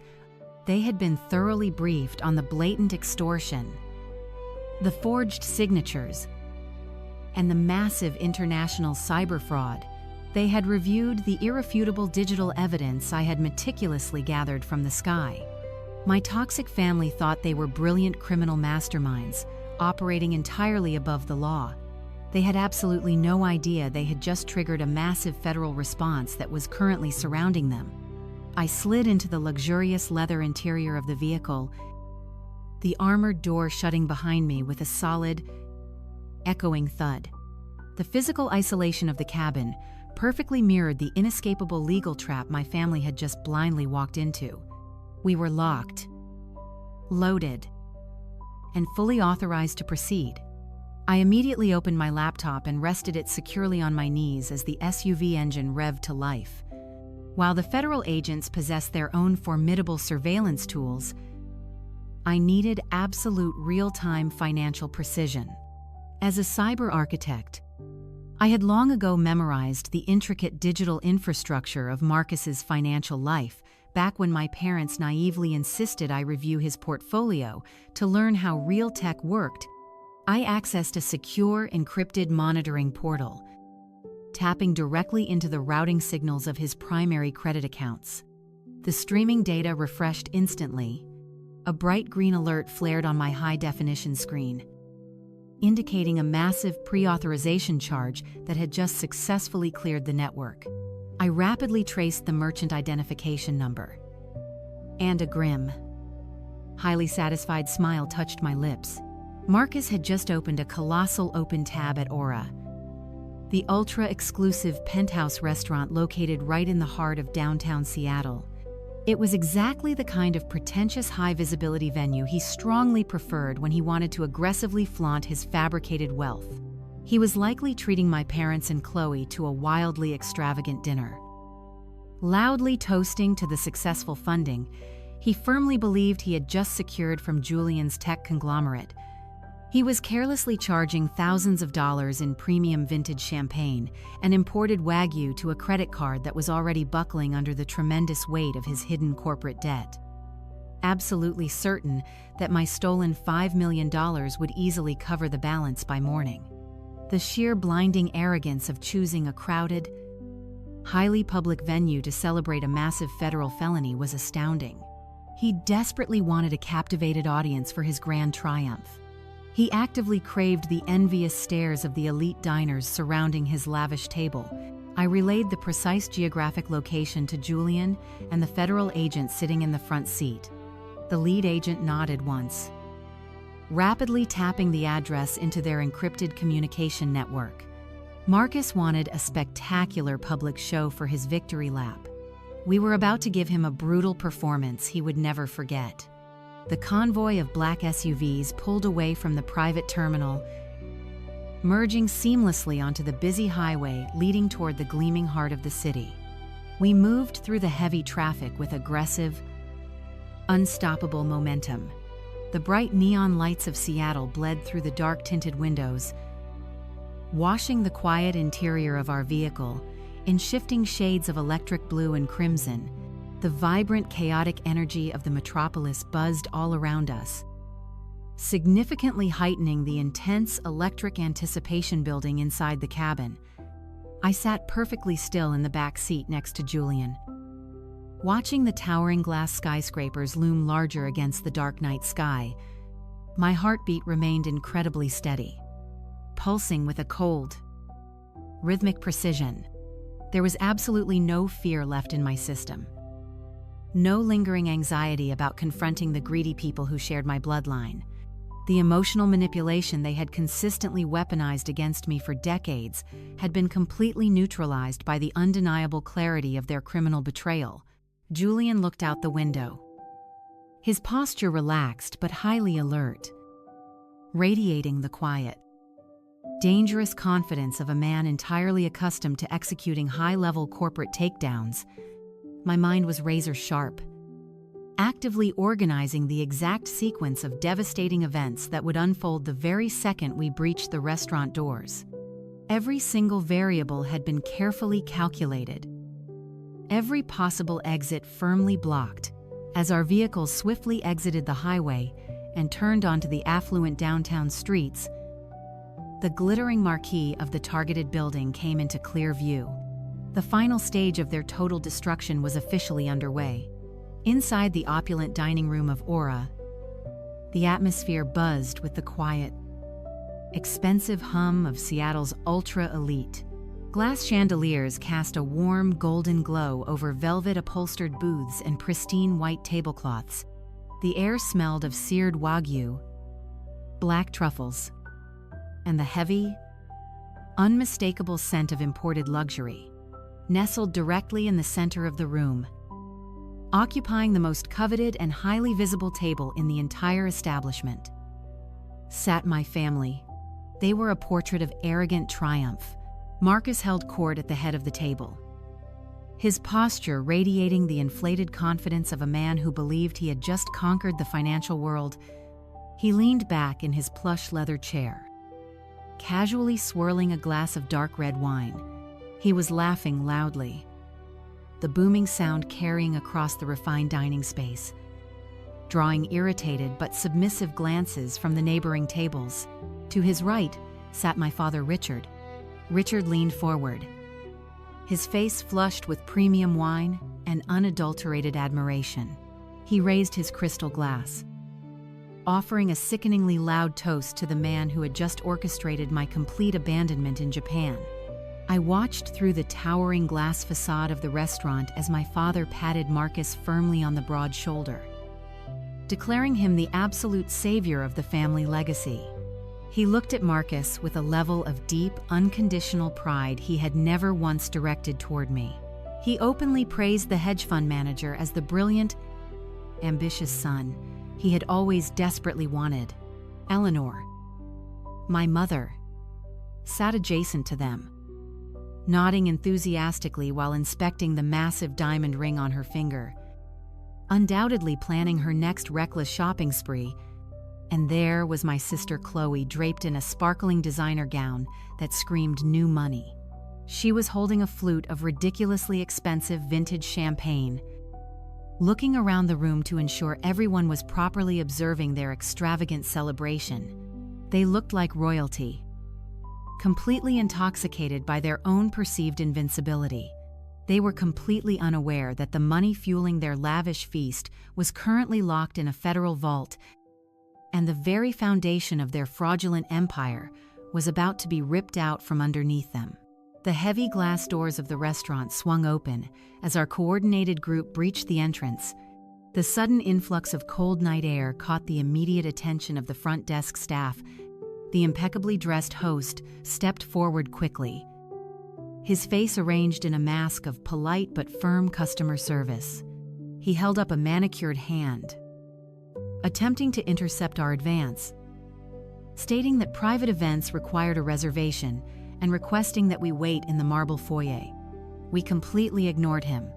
Julian did not even break his stride, simply maintaining his forward momentum with the terrifying grace of a billionaire accustomed to walking through locked doors. The two plainclothes federal agents flanked us flawlessly, their imposing physical presence and sharp, uncompromising stares instantly neutralizing any further protests from the restaurant staff.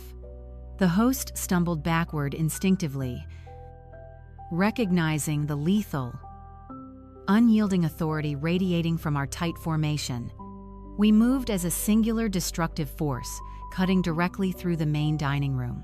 My tailored ivory silk suit felt like an impenetrable suit of armor, every single step amplifying the cold, calculated rhythm of my heartbeat.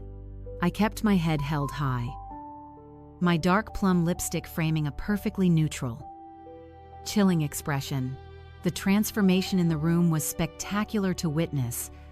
The quiet hum of elite conversations began to falter, rippling outward from our trajectory like a heavy stone dropped into a still pond.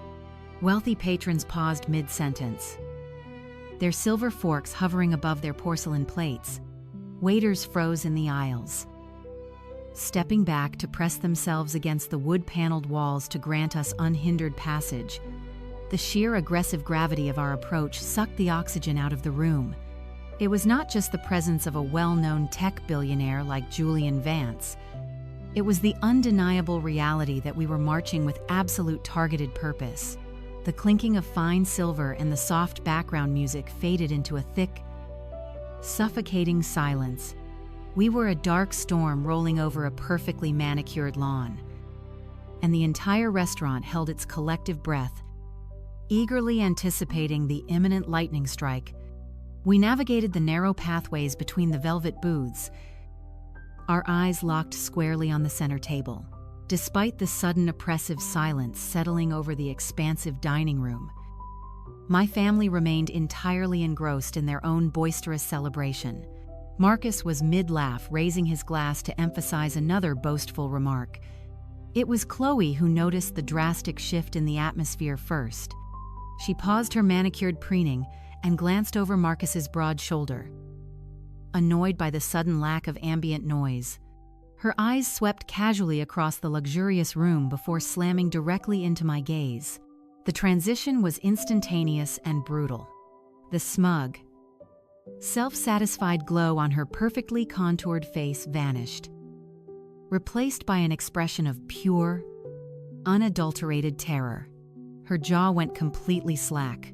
The delicate crystal flute of $2,000 vintage champagne slipped right through her trembling fingers. The glass plummeted toward the ground, shattering violently against the polished marble floor.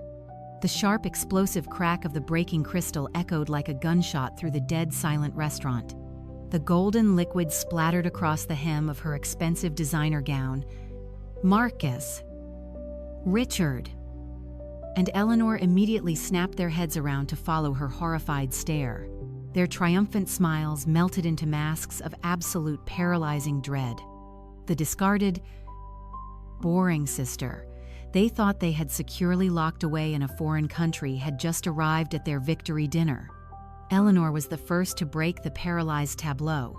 A lifetime of country club conditioning and an absolute obsession with maintaining her social image forced her body into motion before her brain could fully comprehend the disaster standing before her.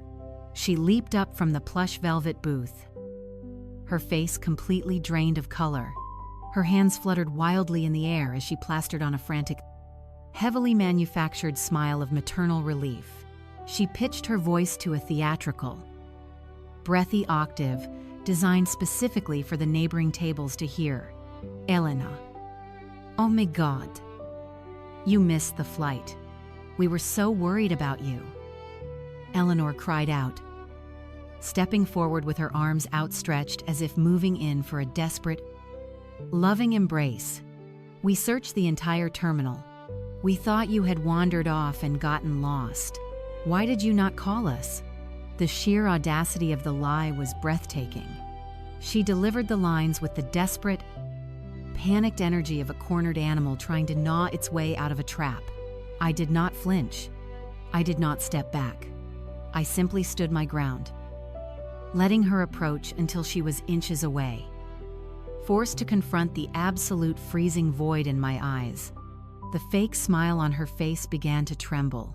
Her outstretched arms slowly dropped to her sides as the reality of my tailored suit, the bold plum lipstick, and the towering federal agents flanking me finally registered in her mind. This was not the broken, compliant daughter she had left crying at the gate. I reached into the thick red folder in my hand. I pulled out the crisp, high-resolution printouts of the digital extortion emails Marcus had sent me just hours prior. I stepped past my mother, completely ignoring her pathetic performance, and moved directly to the center of the table. I slammed the stack of papers down onto the pristine white tablecloth with a violent, echoing thud.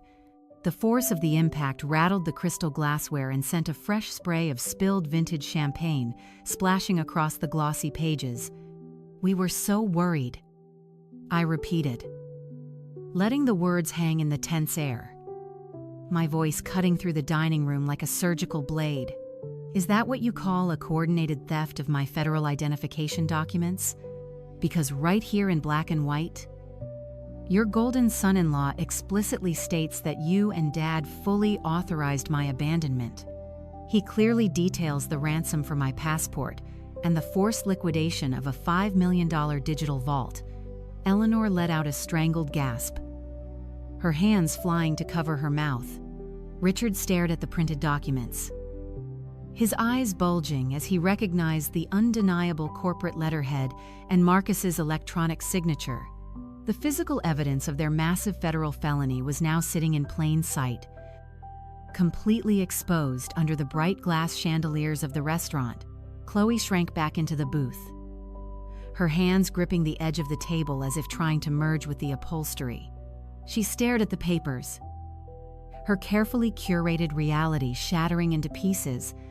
The facade of the innocent, blessed family was actively burning to the ground, and Eleanor's desperate gaslighting attempt had failed spectacularly.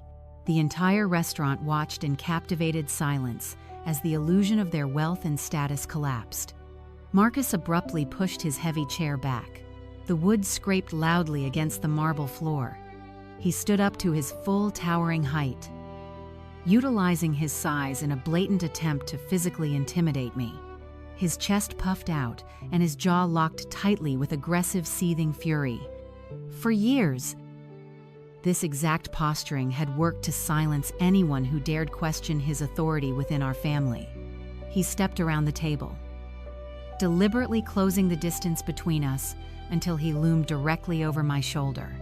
He intended to use his corporate boardroom bullying tactics to crush my defiance. "You are making a massive scene, Elena," Marcus growled. His voice was kept low, vibrating with venomous threat designed to force my compliance without causing a larger public disturbance. "You are clearly having some kind of mental breakdown. Pick up this garbage and go wait outside by the valet before I call restaurant security to have you dragged out of here. We will deal with your delusions in private." He reached out, attempting to snatch the printed extortion emails off the damp tablecloth to hide the evidence. I swiftly placed my hand flat over the papers, pinning them securely to the table. I tilted my head up, meeting his furious, burning glare with absolute, unbreakable resolve. A slow, terrifyingly cold smile curved my lips. The power dynamic had permanently shifted, and he was too arrogant to realize he was already a dead man walking. "Call them, Marcus." I challenged, my voice ringing out, clearly echoing off the high ceilings of the dining room. "Call the security guards right now. Let us see exactly who they decide to escort out tonight. The woman possessing federal warrants, or the fraudulent hedge fund manager currently drowning in millions of dollars of hidden tech debt." Marcus froze. The veins in his thick neck bulged as the insult landed. He tightened his fists, his breathing turning ragged and heavy. He was completely unaccustomed to facing direct, unapologetic resistance, especially from the sister-in-law he considered an easy target. He opened his mouth to deliver another vicious threat, preparing to unleash his full rage. Before Marcus could form a single hostile syllable, the imposing figure standing silently just behind my right shoulder took a deliberate step forward. Julian Vance moved out from the periphery and stepped directly into the bright illuminated center of the confrontation. The overhead chandelier light caught the sharp, tailored lines of his expensive suit and the cold, unyielding calculation in his dark eyes. Marcus turned his head to confront the newcomer. The aggressive, threatening scowl on his face evaporated in an instant. The transition was absolute and catastrophic. Marcus recognized the billionaire tech magnate immediately. This was the exact man holding the keys to the $100 million capital injection Marcus desperately needed to survive. This was the titan of industry. He had been relentlessly begging for a financial bailout. Every single drop of blood completely drained from Marcus's face, leaving his skin a sickly ashen gray. His broad shoulders slumped, and the aggressive bravado holding him upright shattered instantly. He stumbled backward, his knees hitting the edge of the dining chair. He suddenly realized that the woman he had just tried to rob and abandon was standing shoulder to shoulder with the most powerful investor in the city. The trap had closed. Marcus's mouth opened and closed like a suffocating fish. He scrambled to reconcile the terrifying reality standing in front of him. The swaggering bully who had just threatened to have me dragged out by security completely vanished.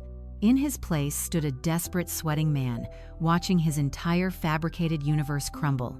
He wiped his clammy palms on his tailored trousers and forced his facial muscles into a grotesque, panicked approximation of a respectful business smile. He took a shaky step forward, extending a trembling hand toward the billionaire magnate. "Mr. Vance."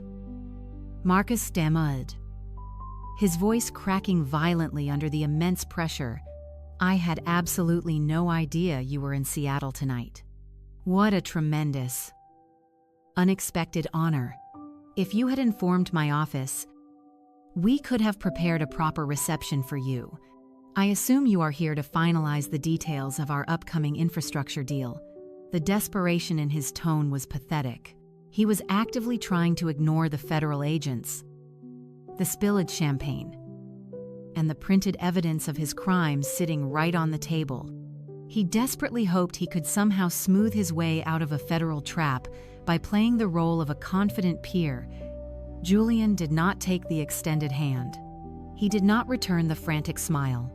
Instead, he simply raised one hand, his palm facing Marcus in a gesture of absolute, uncompromising dismissal. The simple motion carried so much heavy, undeniable authority that Marcus instantly snapped his mouth shut, his outstretched arm dropping uselessly to his side. The entire dining room watched in captivated silence as the billionaire dismantled the fraudulent banker without breaking a sweat. "I received your highly ambitious investment pitch deck yesterday morning," Julian stated, his voice ringing with a cold, surgical precision that cut through the heavy silence of the restaurant. "I reviewed your extensive claims of immense liquid capital and your aggressive projections for tech market dominance. It was quite a compelling piece of creative fiction." Marcus swallowed, hard beads of cold sweat forming along his hairline. He tried to interrupt to spin another web of corporate lies, but Julian stepped closer, completely invading his physical space. "And just a few hours ago," Julian continued, his dark eyes locking onto Marcus with lethal intensity, "I also received the explicit, highly documented extortion email you sent directly to my most trusted colleague and senior cybersecurity architect, Elena. You attempted to use laundered flash, violently extorted family funds to pass my strict compliance protocols. You tried to use her stolen inheritance as your fake proof of liquidity. You brazenly believed you could rob a brilliant digital investigator, leave her stranded in a foreign detention facility, and then use her own money to secure a $100 million partnership with my firm." Julian added, his tone laced with absolute disgust. "Your arrogance is only exceeded by your breathtaking stupidity." Marcus began to shake uncontrollably. He looked frantically at Richard, who was gripping the edge of the table as if the floor had suddenly dropped out from underneath him. Eleanor let out another high, strangled gasp. Finally, understanding the catastrophic magnitude of the man standing beside me, They had blindly assumed I was a nobody. But I was standing under the direct protection of a technological titan. "You are completely finished in this city," Julian announced, projecting his voice so every wealthy patron in the surrounding booths could hear the execution. "And you are permanently finished in this industry. I do not do business with desperate, over-leveraged criminals who steal from their own family members." Julian reached into his tailored jacket pocket and pulled out his encrypted mobile device. He held the glowing screen up so Marcus could clearly read the federal confirmation receipts displayed across the monitor. "Before I even boarded my jet to fly here tonight, I personally forwarded every single digital record of your documented cyber fraud and your explicit extortion threats directly to the enforcement directors at the federal level," Julian stated ruthlessly. "I also sent the complete unredacted file to the regional director of the Regulatory Commission. Your professional licenses have already been suspended pending emergency review." The words struck Marcus like physical blows. He staggered backward, hitting the velvet booth. "Your $100 million capital injection is dead." Julian continued hammering the final nails into Marcus's corporate coffin. "Your firm will be officially blacklisted by every major banking institution in the country by tomorrow morning. Your creditors will immediately call in all of your massive margin loans the second the markets open. You have absolutely no money. You have no professional future. And your fraudulent empire is officially obliterated." The sheer totality of his professional destruction hung heavily in the dining room. Marcus had spent his entire adult life aggressively climbing the corporate ladder using lies and manipulation. And Julian had systematically dismantled his entire career in less than 2 minutes. The remaining physical strength completely abandoned Marcus's large frame. He sank heavily into his dining chair, his chest heaving as he began to hyperventilate. His eyes darted wildly around the restaurant, searching for an escape that simply did not exist. The crushing weight of his monumental failure finally broke him. He buried his face deep in his trembling hands, letting out a loud, pathetic, suffocating wheeze. Seeing her husband entirely destroyed and realizing her luxurious lifestyle was evaporating before her very eyes. Chloe snapped. She shot up from the velvet booth, her face twisted into a mask of pure, ugly rage. The spilled vintage champagne dripped unnoticed down her expensive designer gown as she lunged aggressively toward me. "You ruined everything." Chloe began to scream, her shrill voice shattering the last remaining shreds of their high society dignity. "You are completely ruining my husband's life. We just needed a little bit of money to save the business, and you had to destroy us.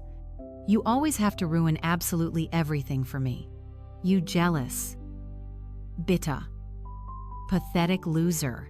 I watched my sister unravel her pristine image, dissolving into the entitled reality I had always known. I did not raise my voice or even look at her. Instead, I turned my attention directly to the man sitting frozen beside her. My father had spent my entire life dismissing my intelligence, brushing off my career as a boring clerical job while elevating Marcus as a financial genius. He eagerly signed his name to my destruction. I leaned over the table, placing both hands firmly on the damp champagne-soaked tablecloth. Richard shrank into the tufted leather of the booth. He looked absolutely terrified, his eyes darting frantically toward the exit, searching for a way out of the suffocating trap he had helped build. "Did you really think a cybersecurity architect would not notice a forged digital transfer mandate?" I asked, my voice deadly calm and perfectly clear. "Did you honestly believe you could execute a massive, highly illegal federal wire transfer right past the primary administrative trustee without triggering a single security protocol? You always treated me like I was stupid, Dad. You thought I was just a naive girl playing with code. But I build digital fortresses for a living. I catch sophisticated corporate criminals before breakfast. You and Marcus left a digital trail so wide and so painfully obvious that a first-year computing student could have tracked you down in minutes.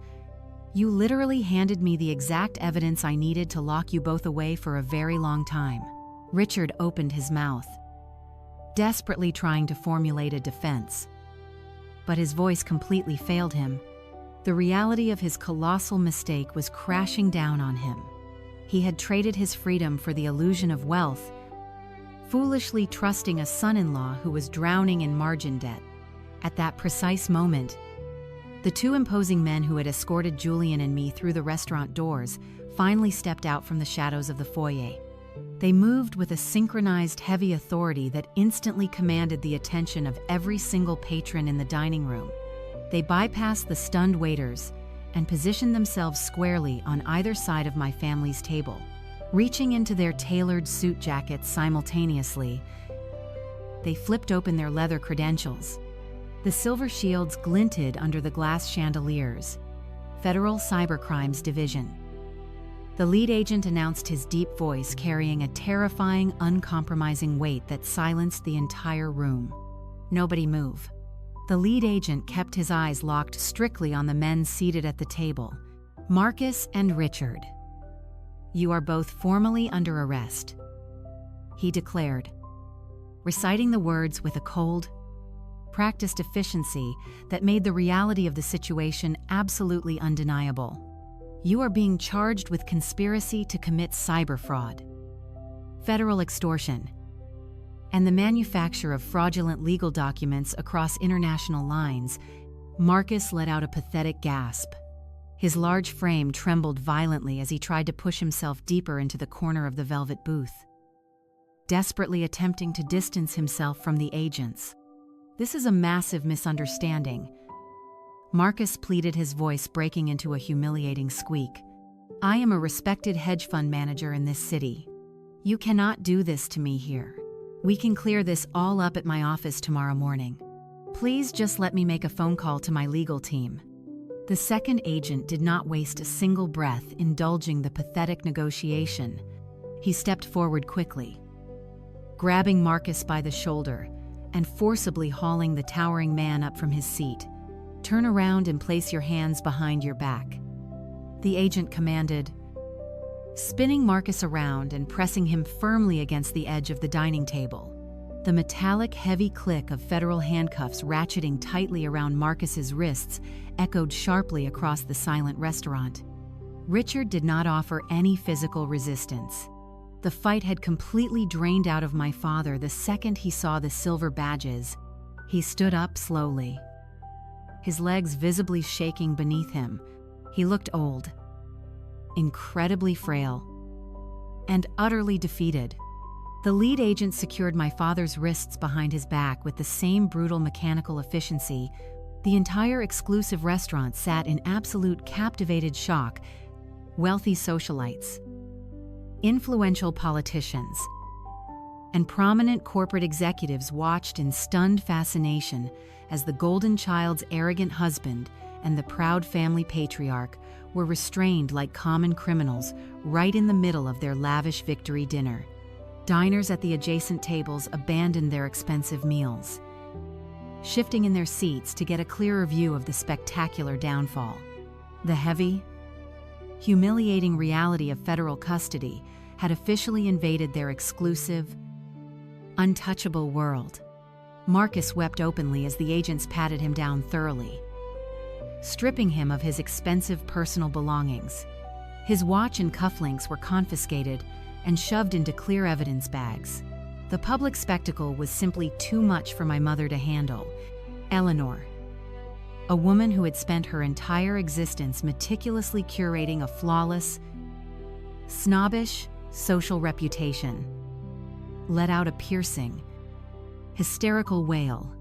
She scrambled backward against the booth, throwing her hands over her face in a frantic attempt to hide from the devastating public scrutiny. But the damage was already done. All around the upscale dining room, dozens of high-definition smartphone cameras were raised in the air, recording every single humiliating second of the raid. The elite patrons of Seattle were eagerly capturing the absolute destruction of my family's fake empire. The footage would be circulating through every exclusive country club and private social circle before the night was over. Eleanor sobbed uncontrollably, curling into a tight ball as the bright camera flashes illuminated her complete disgrace. Chloe slumped onto the floor beside the shattered champagne glass, weeping loudly as she watched her husband being hauled away by federal agents. In a matter of seconds, their carefully constructed, arrogant reality was completely annihilated, leaving behind nothing but the pathetic, shameful wreckage of their own suffocating greed. The federal agents tightened their grip on the handcuffs, ignoring the pathetic whimpers escaping Marcus's throat as they forcibly marched him and my father toward the glowing exit signs of the restaurant.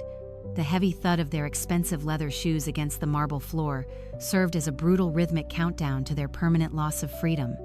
As the men were led away, the blinding flashes of smartphone cameras continued to illuminate the dining room, capturing every agonizing second of their public humiliation.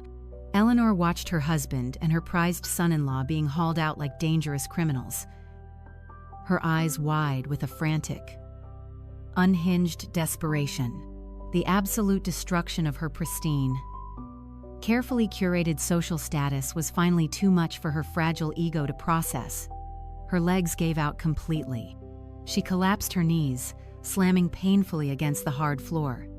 The elegant, poised matriarch, who had spent her entire life looking down her nose at anyone she deemed inferior, was suddenly crawling through spilled wine and shattered crystal.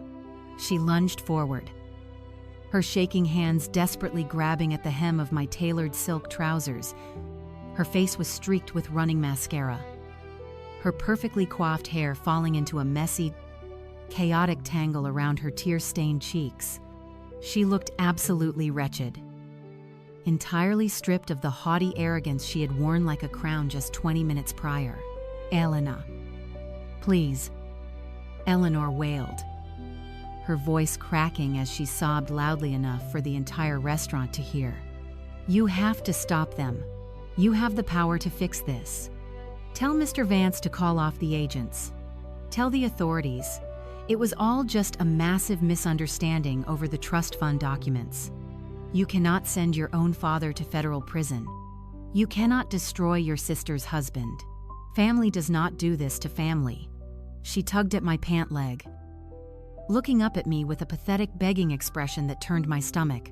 She was actively utilizing the very concept of family as a manipulative weapon, completely ignoring the fact that she had gleefully discarded our biological connection the moment it became financially inconvenient for her. She cried and pleaded loudly, begging for a mercy she had entirely refused to show me when I was terrified, isolated, and begging for help in a foreign country. The sheer blinding hypocrisy of her desperate plea echoed through the silent dining room, hanging heavily in the tense atmosphere. I looked down at the weeping woman clutching my ankles. I felt absolutely no pity, no lingering affection, and certainly no obligation to save her from the devastating consequences of her own blinding greed. I did not step back, but I also did not offer her a single ounce of comfort. I simply stared at her with a gaze so incredibly cold and devoid of emotion that she instinctively loosened her frantic grip on my clothing. "You want to talk to me about family?" I asked, my voice slicing through her hysterical sobbing with lethal, absolute precision. Family does not intentionally steal a passport to lock their own flesh and blood in a foreign detention center. Family does not demand a $5 million ransom in exchange for a flight home. Family does not abandon their daughter at the gate and steal her entire future just to fund a fraudulent lifestyle. I leaned down slightly, ensuring my words pierced directly through her frantic panic. "You smiled at me in the airport lounge, Mom. You offered to hold my bag with a bright, loving smile, while you were actively planning to completely erase my existence. You poured yourself a glass of $2,000 champagne tonight and happily toasted to my absolute destruction. The family you are desperately crying about right now does not exist. That family died the exact moment you walked onto that plane and left me behind." Eleanor flinched violently as if I had physically struck her. She opened her mouth to argue, to offer another pathetic, fabricated excuse about how they were just trying to secure Chloe's future. But the unyielding ice in my expression silenced her completely. She finally realized that the quiet, submissive daughter she had bullied and manipulated for 35 years was permanently gone. I was no longer the convenient scapegoat willing to absorb their toxic abuse to keep the peace. I was the architect of their total downfall. You made your choice when you decided Marcus's fake wealth and Chloe's mansion were more valuable than my freedom. I continued, my tone completely merciless. You chose to commit federal cyber fraud and international extortion. You gambled my life to save yourselves, and you lost everything. The federal agents are not a misunderstanding. They are the direct, unavoidable consequence of your own criminal greed. I will not lift a single finger to stop them. You and Dad are going to face the justice system. And you will do it without a single dime of my grandfather's money to protect you." Eleanor slumped against the base of the velvet booth, her desperate sobs dissolving into a hollow, defeated wail. Chloe remained curled on the floor beside her, completely paralyzed by the catastrophic ruin of her entire privileged reality. I stood perfectly upright, smoothing the front of my designer jacket. I reached into my pocket and retrieved the tightly folded wad of Japanese yen and cash Eleanor had shoved into my hands right before she abandoned me in Tokyo. I tossed the crumpled bills onto the champagne-soaked tablecloth, letting them land directly beside the printed evidence of their federal crimes. "To help with the bill," I stated, my voice echoing clearly across the hushed, captivated dining room. I turned my back on the pathetic wreckage of my former family. Julian immediately fell into step beside me. His presence, a solid, reassuring wall of power and respect. Together, we walked purposefully toward the front entrance. The sea of wealthy patrons parted instantly, stepping aside to grant us an unobstructed path to the exit. I kept my head held incredibly high, my posture radiating absolute, unbreakable victory. Behind me, the miserable sounds of my mother and sister sobbing loudly filled the restaurant, a fitting soundtrack to my ultimate liberation. The heavy glass doors of the restaurant swung shut behind me, completely severing the miserable sounds of my mother and sister sobbing loudly amidst the wreckage of their shattered lives. I stepped out into the crisp, freezing Seattle air, taking a deep, cleansing breath. The next 7 days moved with a terrifying, unrelenting speed that only the federal justice system can truly muster when handed a perfectly assembled forensic portfolio. My grandfather's $5 million vault was permanently secured behind a multi-layered biometric wall, officially untouchable to anyone but me. I watched the court proceedings from the secure gallery with total clinical detachment. Marcus stood before the federal magistrate, completely stripped of his bespoke Italian suits, wearing a standard-issue bright orange correctional jumpsuit. The heavy chains around his waist and wrists clinked loudly, a harsh sound that echoed through the quiet courtroom. His high-priced defense attorney argued desperately for his immediate release, citing his deep ties to the local community and his previous standing as a prominent hedge fund manager. The federal prosecutor simply presented the undeniable digital logs I had recovered from the jet. The prosecutor detailed exactly how Marcus had aggressively established multiple anonymous shell companies in Nevada within the last month, explicitly designed to launder stolen international funds. The judge took one look at the sheer scale of the digital wire fraud and deemed Marcus an extreme flight risk. Bail was immediately and decisively denied. The arrogant man who had loudly bragged about commanding millions was remanded to a heavily secured federal holding facility, entirely stripped of his freedom and his oversized ego. He looked back at the gallery, his eyes wide with absolute terror. finally realizing that no amount of smooth talking could save him from a mandatory federal sentence. My father Richard faced a similarly brutal reality. He had foolishly assumed his advanced age and his previous standing in the affluent country club circuit would somehow shield him from the harshest legal consequences. The federal authorities absolutely did not care about his golf handicap. Because he had willingly signed the forged digital mandate and actively conspired to execute the international extortion, the government moved swiftly to freeze his entire financial portfolio. Heavily armed agents arrived at my parents' pristine suburban estate at dawn. Executing a comprehensive audit of every single asset they owned, they systematically seized his retirement assets, pension accounts, and lucrative investment portfolios to cover massive federal fines and mandatory restitution orders. The luxurious, carefree retirement my parents had felt so incredibly entitled to enjoy was completely annihilated. Eleanor was forced to desperately contact cut-rate real estate agents to list their sprawling home at a massive loss just to keep them from drowning in mounting legal fees. Their entire financial foundation had crumbled into dust within a single week. The absolute collapse of Marcus's fraudulent firm triggered an instantaneous catastrophic chain reaction that hit my sister with devastating force. Chloe had built her entire identity around the illusion of endless wealth, completely ignoring the toxic mountain of margin loans keeping her afloat. Without Marcus's illegal income stream to service their staggering debt, her pristine, highly curated lifestyle evaporated almost overnight. I received the brutal updates directly from the public bankruptcy filings. The bank dispatched aggressive process servers to her massive, heavily mortgaged mansion, serving her with immediate foreclosure notices. She had to stand on her manicured front lawn, weeping and completely helpless, as ruthless repo men loaded her 2 luxury sports cars onto flatbed tow trucks. The expensive diamond jewelry she loved to flaunt online was forcefully seized by court order to satisfy the angry creditors swarming her estate. The golden child who had happily agreed to strand me in Japan so she could buy a new vacation home was abruptly left with absolutely nothing. Her shallow social circle, the very people she desperately wanted to impress, completely blacklisted her. The wealthy friends who had eagerly commented on her boastful airport livestream suddenly refused to answer her frantic phone calls. They treated her like a highly contagious disease.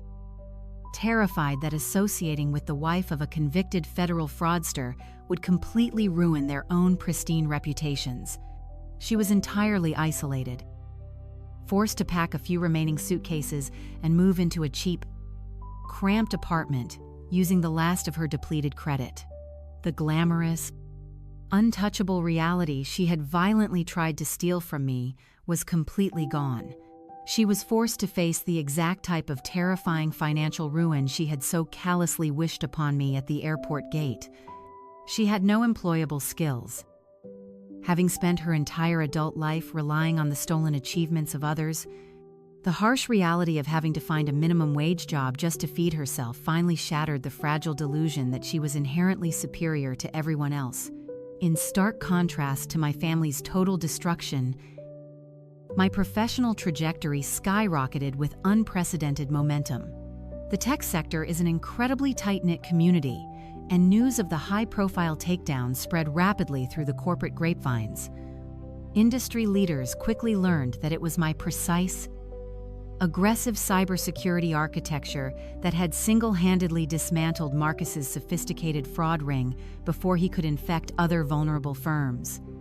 My independent agency was suddenly flooded with high-value consultation requests from major international technology institutions.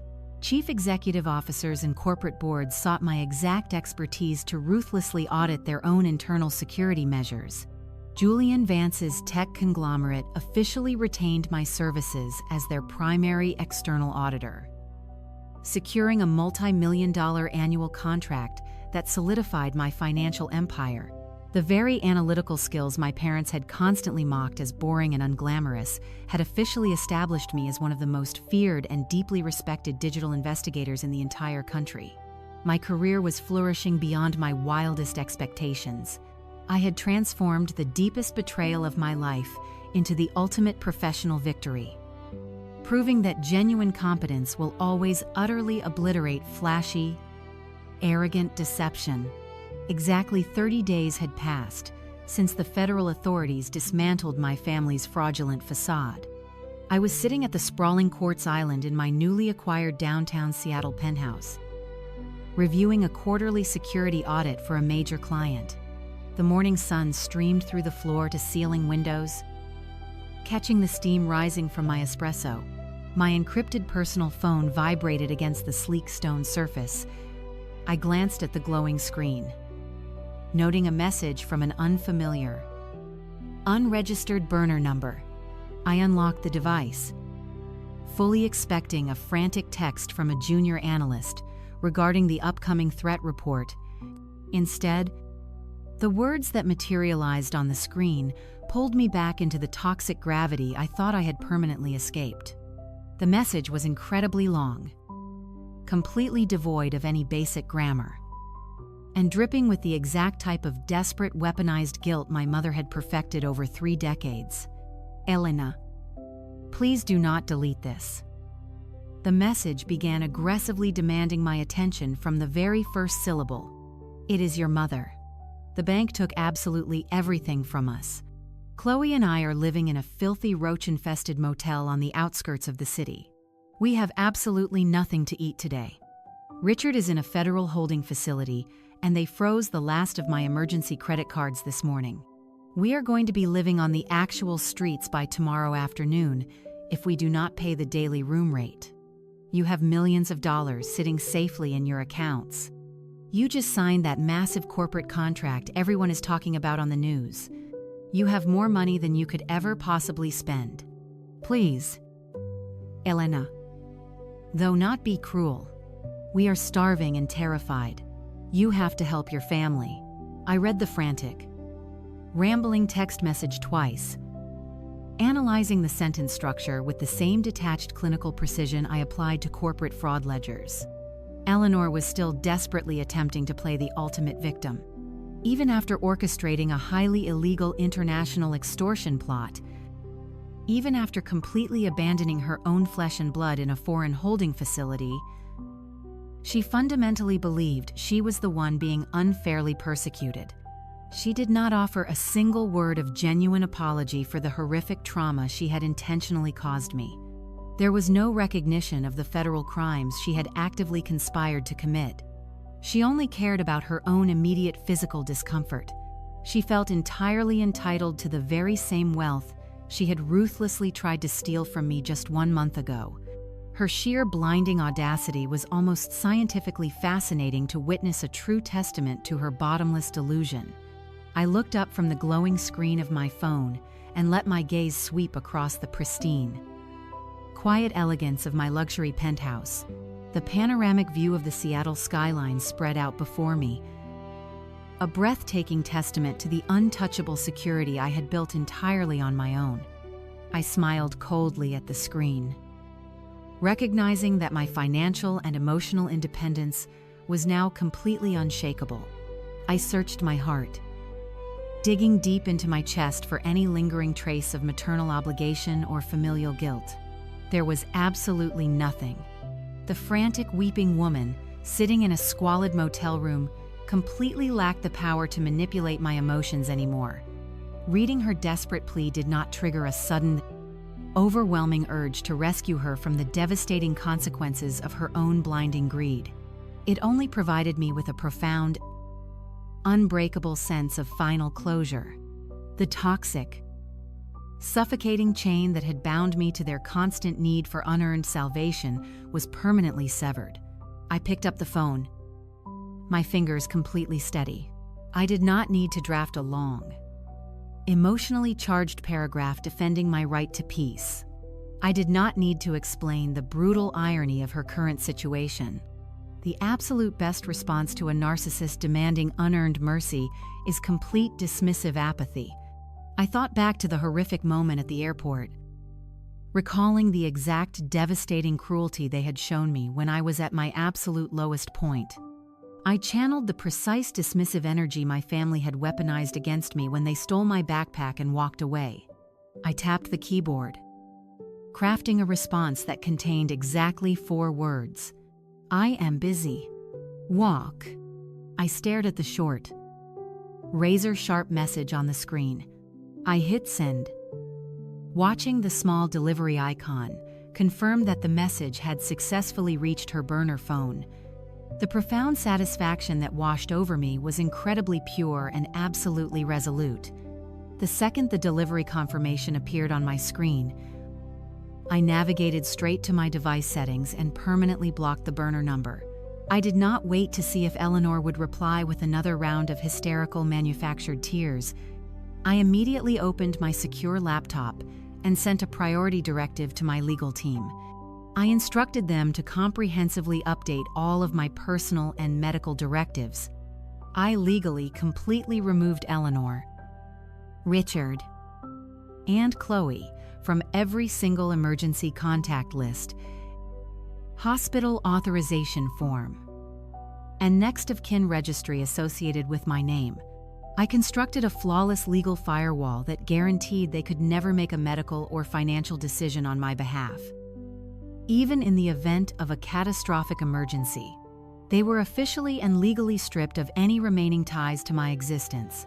I closed the laptop and took a slow, deep sip of my hot espresso. The morning sun felt incredibly warm against my skin. I was completely unburdened, breathing freely for the first time in my entire 35 years. I had completely erased them from my reality, stepping firmly into a future where their toxic shadows could never reach me again. I set my empty espresso cup on the marble counter of my penthouse and gathered my legal documents, ready to head to the office. The transition from my private sanctuary to my corporate headquarters felt seamless, a daily reminder of the untouchable empire I had meticulously constructed. 30 minutes later, I was sitting behind the massive obsidian desk in my corner suite, leaning back into the ergonomic leather of my chief executive chair. The expansive floor-to-ceiling windows framed the breathtaking Seattle skyline perfectly.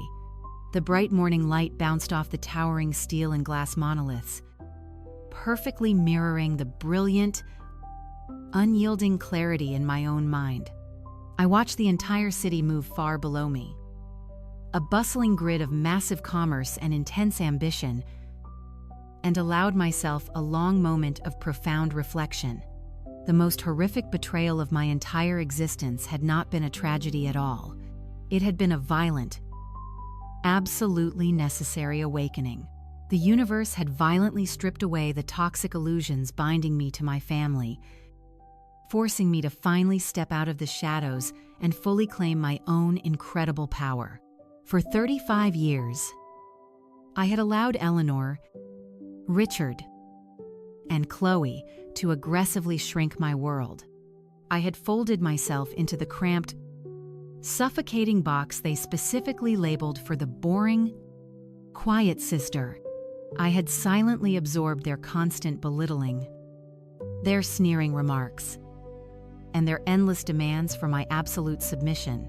I had mistakenly believed that keeping my head down and working diligently would eventually earn their genuine respect, but looking out over the sprawling metropolis I now commanded, I fully realized their cruelty was born entirely from their own paralyzing inadequacy.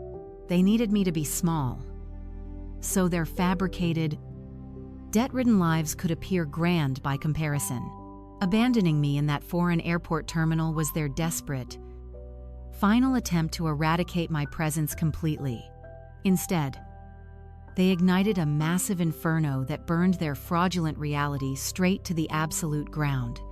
The quiet, bullied sister they left behind never actually made it back to American soil. The confident woman who returned was a razor-sharp apex predator, heavily armed with federal warrants and an absolute uncompromising understanding of her own limitless value. I had forged my ultimate security out of the very betrayal meant to destroy me. I owned my narrative now, and absolutely nobody would ever dictate my worth again. A soft knock on the heavy frosted glass door of my office gently interrupted my thoughts. The door swung open, and Julian Vance walked in, bringing the rich, dark aroma of roasted coffee with him. He was dressed in his signature impeccable suit. His presence, commanding the room with the exact same effortless authority he had displayed in the Japanese holding cell. He carried 2 steaming cups from my favorite local roaster, handing one to me as he took a seat in the plush velvet chair opposite my desk. Our dynamic had evolved significantly over the past month. The intense high-stakes crisis that initially threw us together had quickly forged a formidable professional alliance. We had seamlessly transitioned from accidental allies into a completely dominant force within the technology sector. Julian's tech conglomerate provided the massive financial muscle, while my cybersecurity agency delivered the surgical investigative precision required to secure multi-billion-dollar international acquisitions. But beyond the relentless corporate victories, a deep, incredibly respectful friendship had beautifully blossomed between us.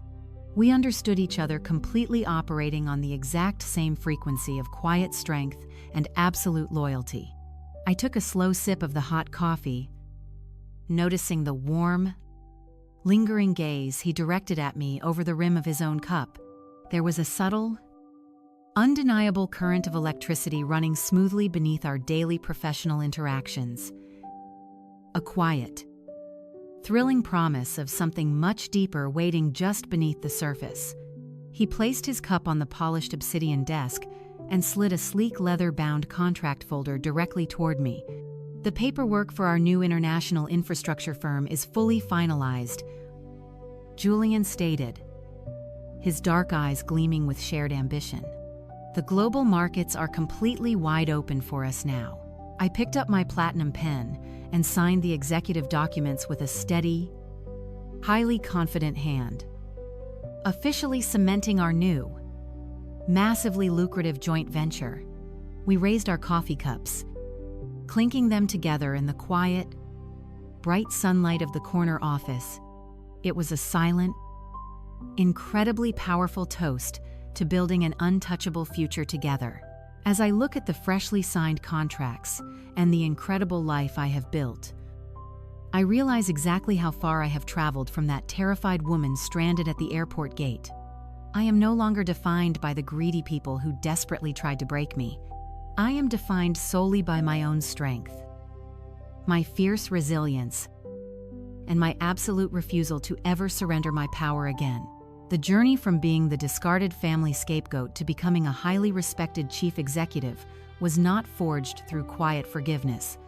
It was forged through establishing unbreakable boundaries and demanding total, uncompromising accountability from those who sought to harm me. I learned the hard way that you absolutely cannot heal in the exact same toxic environment that made you sick in the first place. Sometimes the people who are supposed to protect you are the ones you need to be protected from. And the best revenge is simply letting them drown in the consequences of their own actions. You possess the ultimate power to walk away and build your own empire entirely from scratch. Have you ever had to cut off toxic family members? Let me know in the comments below. And never forget, your worth is not defined by those who fail to see it.